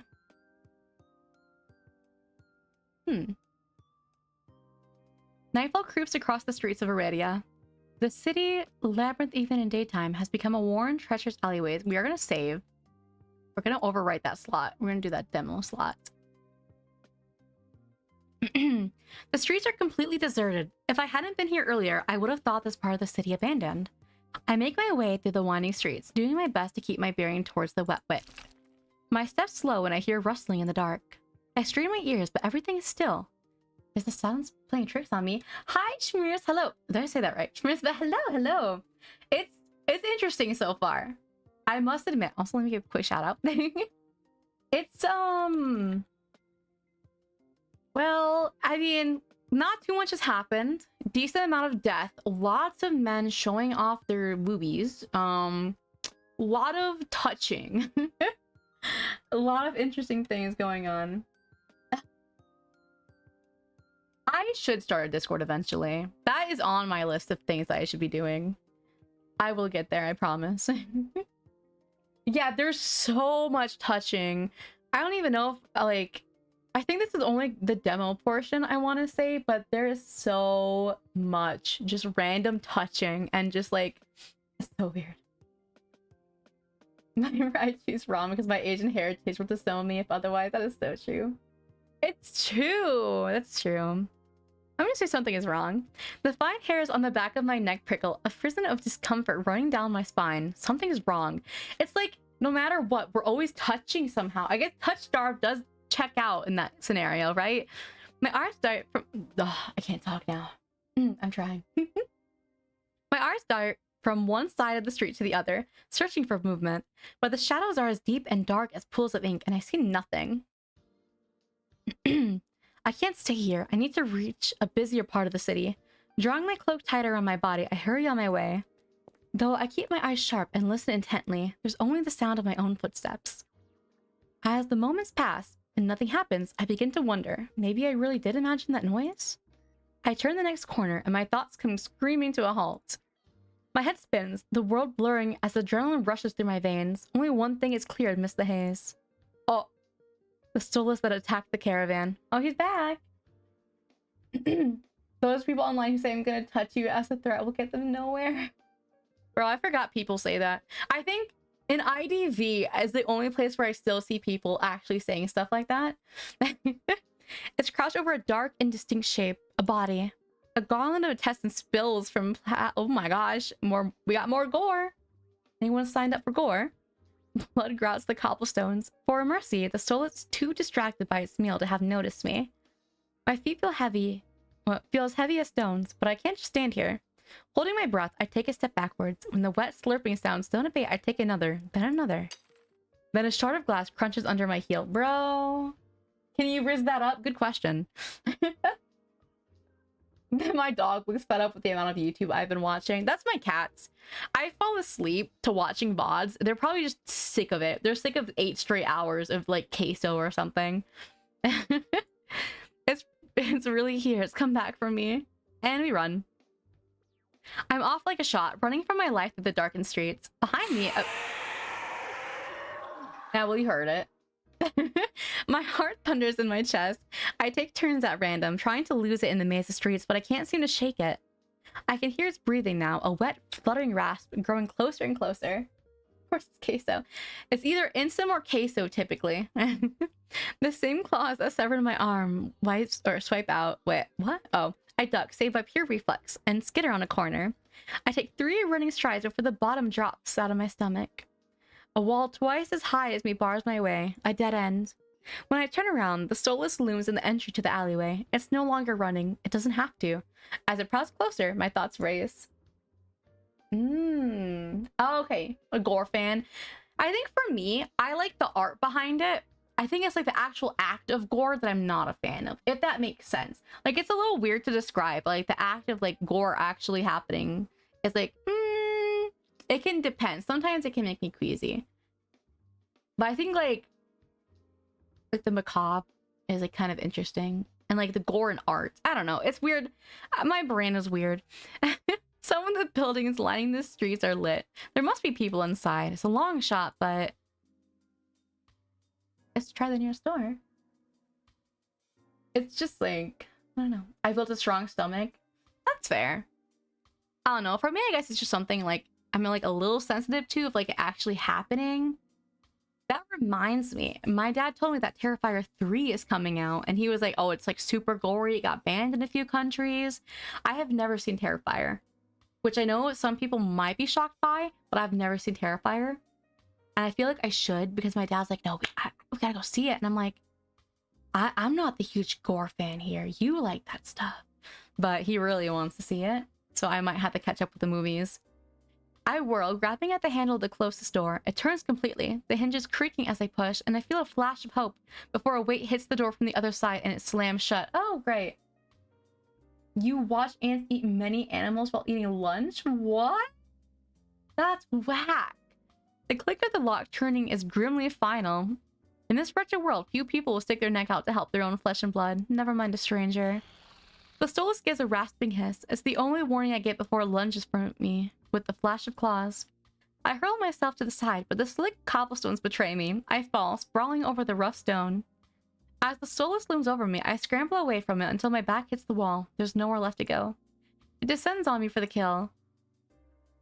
But the impact never comes. We've been saved! We've been saved! Oh. I wearily crack one eye open, then the other, not sure whether I should believe what I'm seeing. A hooded figure crouches in front of me, one blade stand, yep, I got this. Bloodstained hand outstretched.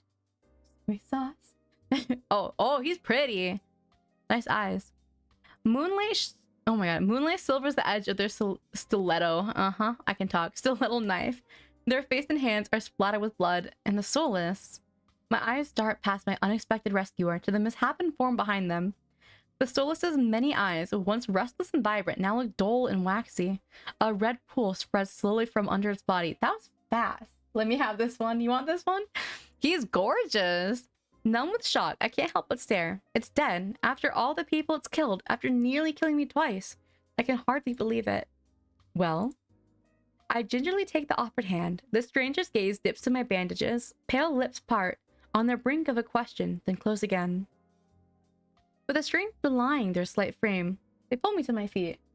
Stiletto heels. I mean, that's what I thought he was talking about. I don't know if he'll be blind. We'll see. Something about them is strange, unlike any human or monster I've ever seen.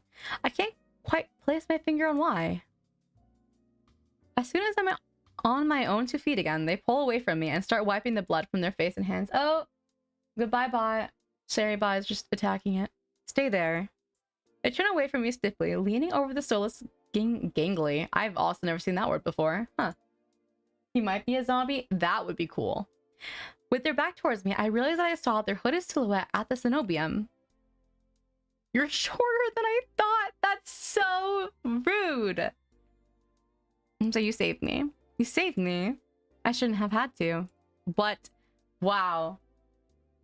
Yes, I own the vibes of my VTuber. That's based though. That's super based. Their harsh response takes me aback. Before I can formulate a response, they continue.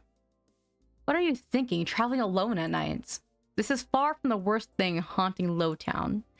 I can't make heads or tails of them. First they save me and now they scold me. I mean, that's just how it goes, right? Lesson learned. I could do without the lecture though. To my surprise, they break eye contact. Their attention glides back to the Solus's corpse. They examine it with an inscrutable expression. He's Sigma. Can we get a Sigma counter on you, Moist? Moist Tyrone? Or I think this is the second time. Will we have a third? Maybe. I clear my throat to fill the silence. I'm Min. Oh, for a second I thought he was saying my name wrong. And that's his name. We got Mim and Min. Perfect. All right. Suddenly, Min tenses. Their blade flashes as they drive it into the back of the Solus's neck. The Solus thrashes once, letting out a rattling hiss as the air leaves its lungs. Min leans on the blade, driving it deeper and deeper until there's a sickening crunch and the creature goes limp. Oh my gosh. My heart thuds in my chest. It must have been clinging to life by a thread. Min straightens up, withdrawing their blade in a single smooth motion. Better to put wretched things like this out of their misery. They calmly not lean. Bro, can you tell my brain is starting to turn off? They calmly clean the blood from their life. I swallow, my eyes still glued to the cooling corpse. Why is the Solus inside the city? Min looks at me, eyes searching, before realization dawns. Yeah, a little bit. You're new here. There's no walls around the city. Solus can come and go as they please until someone is contracted to stop them. The Cenobium's patrols don't bother to protect Lowtown. Not anymore. Let me guess, you're not a fan of the Cenobium. Bro, I'm getting confused because there's Min and Mim. My brain is having a hard time separating the two right now. Okay, let's take it slow. Make sure we're paying attention of Min and Mim. I wouldn't go that far. Their brow abruptly furrows and they sheath their knife, motioning for me to follow them. It's not safe here. The vultures can smell death. Oh, we have vultures. Lovely. I'm not quite sure what they mean, but I don't want to stay lost in the city. I trail behind them as I stride down the street. He's such a short king. Leave him alone. If it's so dangerous, then why are you helping me? I came for the bounty on that Solus, and you were in the way. Not killing you isn't the same as helping you. Don't count on being so lucky again, or you'll be dead by sunrise. Their answer is stingingly harsh. I just need to find my lodgings. Oh, I love your hair, man. I hold my hands up, trying to forestall any more snippy comments. Man, alright, I get it. I'd love to get out of your way, but I'm sort of lost. I just need directions back to my lodgings. What makes you think I'll help you? You've already helped me once tonight, why not a second time? That seems to catch them off guard. Their brow knits, and they look away, scowling. Well, troublesome. Mim? Oh, the doctor! I turn, surprised by the voice. Curtis walks down the street towards us. His white and gold clothing is pristine despite the grime of the city. He's so pretty! Hello, Min. I see that Solus was your work. Min shrugs. There's a familiarity, English, to the way they regard each other. Min asks, you know them, Curtis? Min is a freelancer who has done a few errands for me. They are quite reliable. Unreliable freelancers don't eat. Mim needs to get back to whoever they're staying before they wander into the jaws of another Solus. He looks like a Spanish aristocrat. He looks beautiful. Heavenly. Ethereal, even. It is late. Were you able to find a place to stay, Mim? I'm staying at the Wetwick. Both their faces fall. I see. Would you like a guide? It might be preferable to wandering about alleyways. So what's with the Wetwick? That would be nice. Min clicks her tongue and sighs, sounding mightily put out. Going to the Marlis district, that gaudy cesspit? Come, this way. Despite Min's clear distaste, when Curtis leads me down the street, they keep pace with us. Catching my curious glance, Min's eyes narrow. It's not safe this late. I don't care about you. But Chris is the only doctor worth a damn in this place. Damn. I wouldn't say it's a reverse harem. I guess it could be if you manage to score all of them. Are you like this with everyone? The deadpan look Min gives me is answer enough. I catch Karis hiding a slight smile. I suppress a sigh and resign myself to having a grumpy shadow all the way back to the wet wick. The route Karis takes is completely different from my slow meandering earlier in the morning. In no time at all, he cuts through darkened streets and twisting alleys. I'll take a note, take hell. What? Oh, Helltaker. Oh my gosh. I almost forgot about that game. It seems like half the city has poured into the Amaryllis district. Colorful streets. Laughter, clinking glasses. Yeah. Yeah, it's that time. And music assault my ears from every direction. Yet the most noise still comes from the wet wick. Its doors hang wide open, lanterns lit. Here we are. He moves towards the door and Min lets out an audible huff. Don't tell me you're going in. I have some quick business with Leander. Are they about to scrap? I'm gonna go, goodbye, James. Have a good one in case you don't happen to come back before we hop off, which it might be soon, though, so won't be much time anyways. That's fine. He still owes me for yesterday's work. They drag their feet, reluctantly trailing me into the tavern. As soon as the doors open, a wave of sticky heat rolls over me. In the hour since I left, the wick has grown suffocatingly crowded. Kura stands out, easily a head taller than most. Even so, I nearly lose sight of him amid the sea of swarming bodies.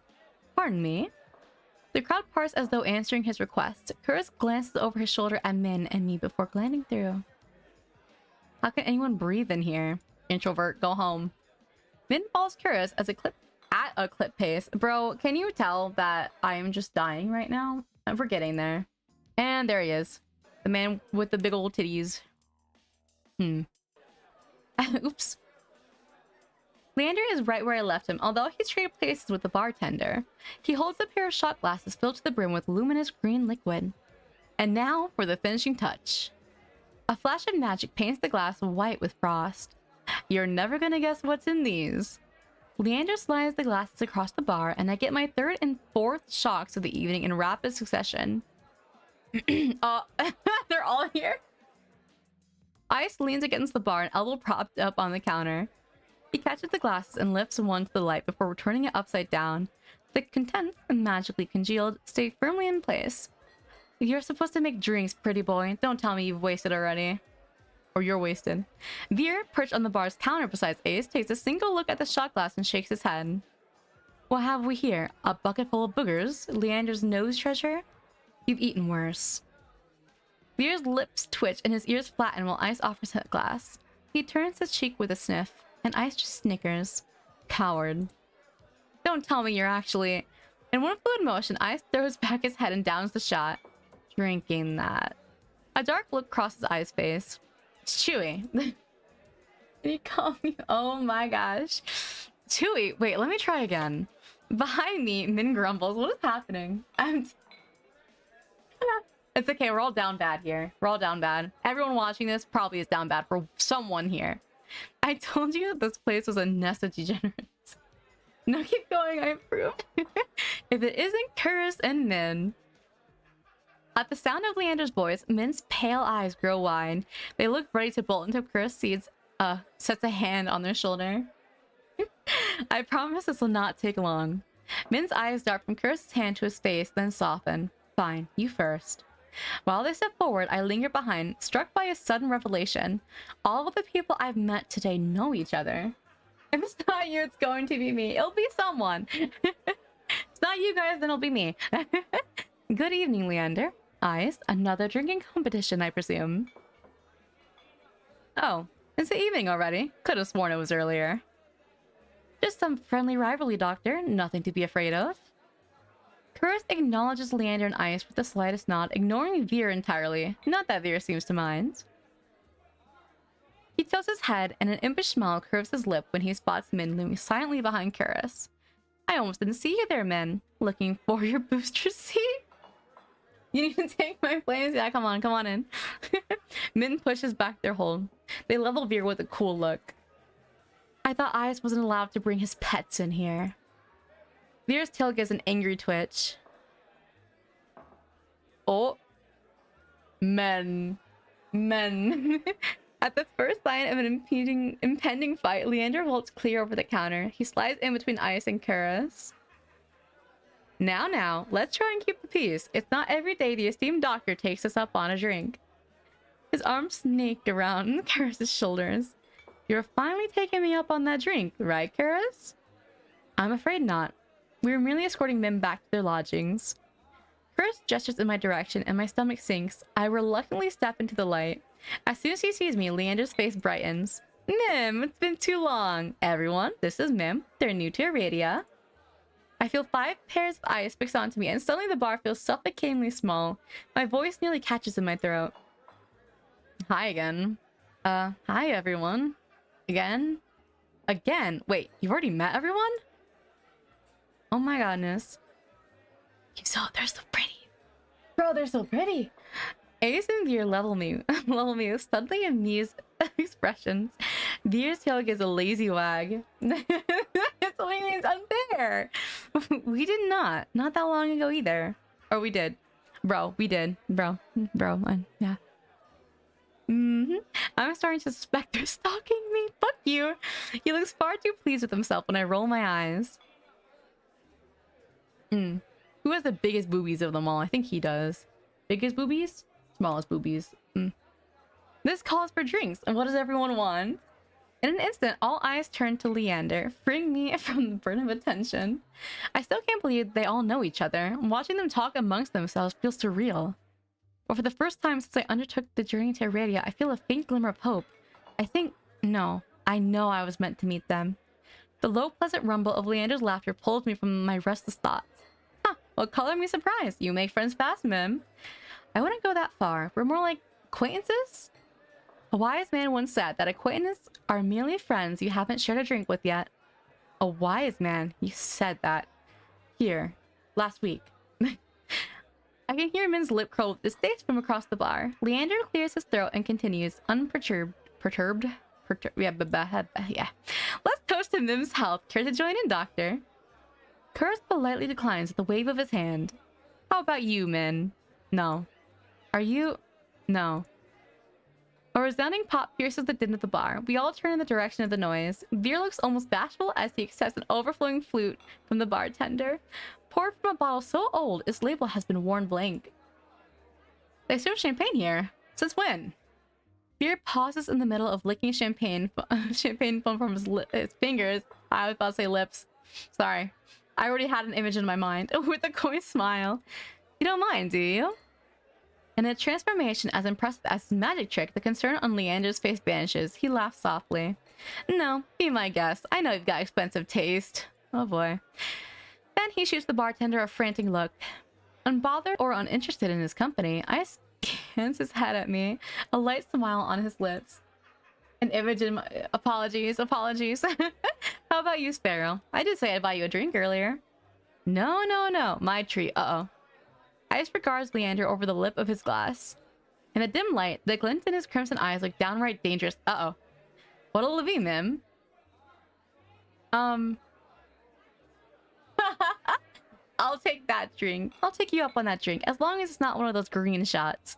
Don't knock until you try them. They taste better than they look. I feel like the others would disagree.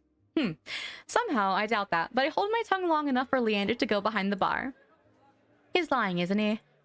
When I glance at Ice, he only shrugs. Like I said, they were chewy. Probably poison too.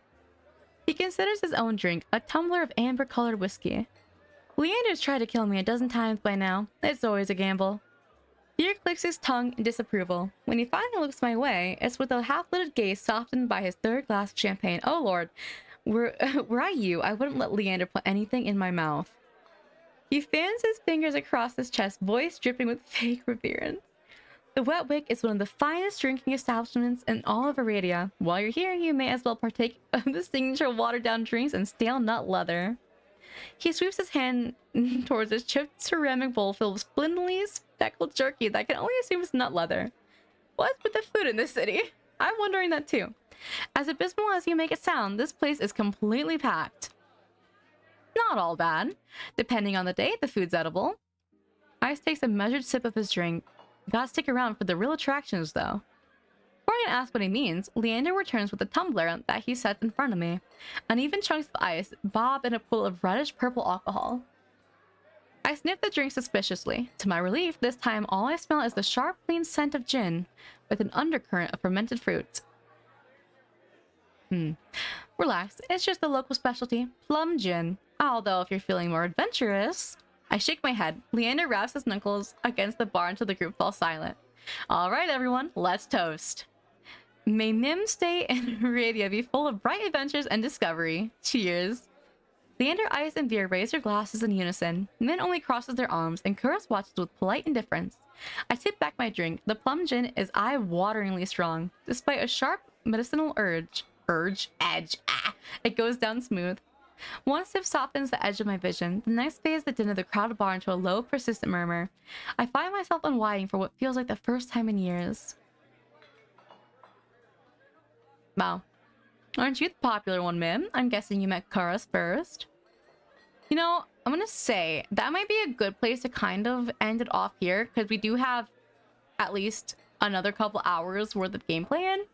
And I can already tell that my throat is getting so tired. This would have to be on like a Saturday where I don't come home from work, from talking all day to more talking all day. I'm gonna be honest. Oh my gosh. But it's very interesting. I do like the characters a lot. But this is definitely gonna be something that has to be continued another day, I'm gonna say.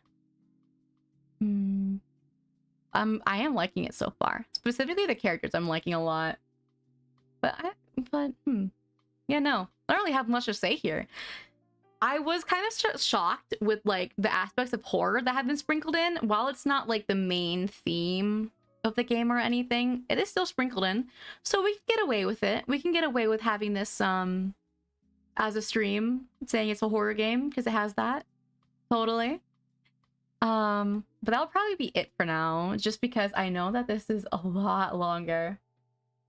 That is so fair. When I play games like this, I think doing silly voice acting with people really adds to it, like, a lot. Like, I think I did that with Sonic is Dead with my friends before. It's hilarious. But that'll probably be all for now. Let me see if there's anyone that is streaming that we can go bully.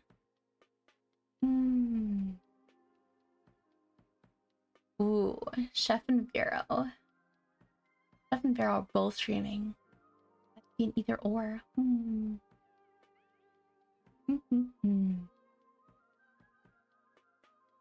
See, is there anything similar that someone might be streaming? I don't think so. This says that they're playing IDV, but then their title says Overwatch, so I'm not quite sure how that's gonna go, huh? There's not really many people streaming right now. Let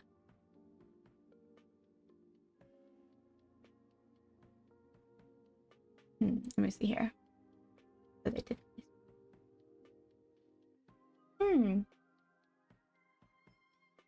They are streaming. They're streaming IDV. And as someone who typically streams IDV, you know what? Let's go bully them. I actually do not know who they are. Also, bye-bye, Tyrone. I don't know who they are, but they are playing IDV, and you know what? Let's give some love-ins to people we're not too familiar with. So let's go on. That's true. I'll probably take you up on your offer. For now, I'm gonna get some food though, and we're gonna go raid.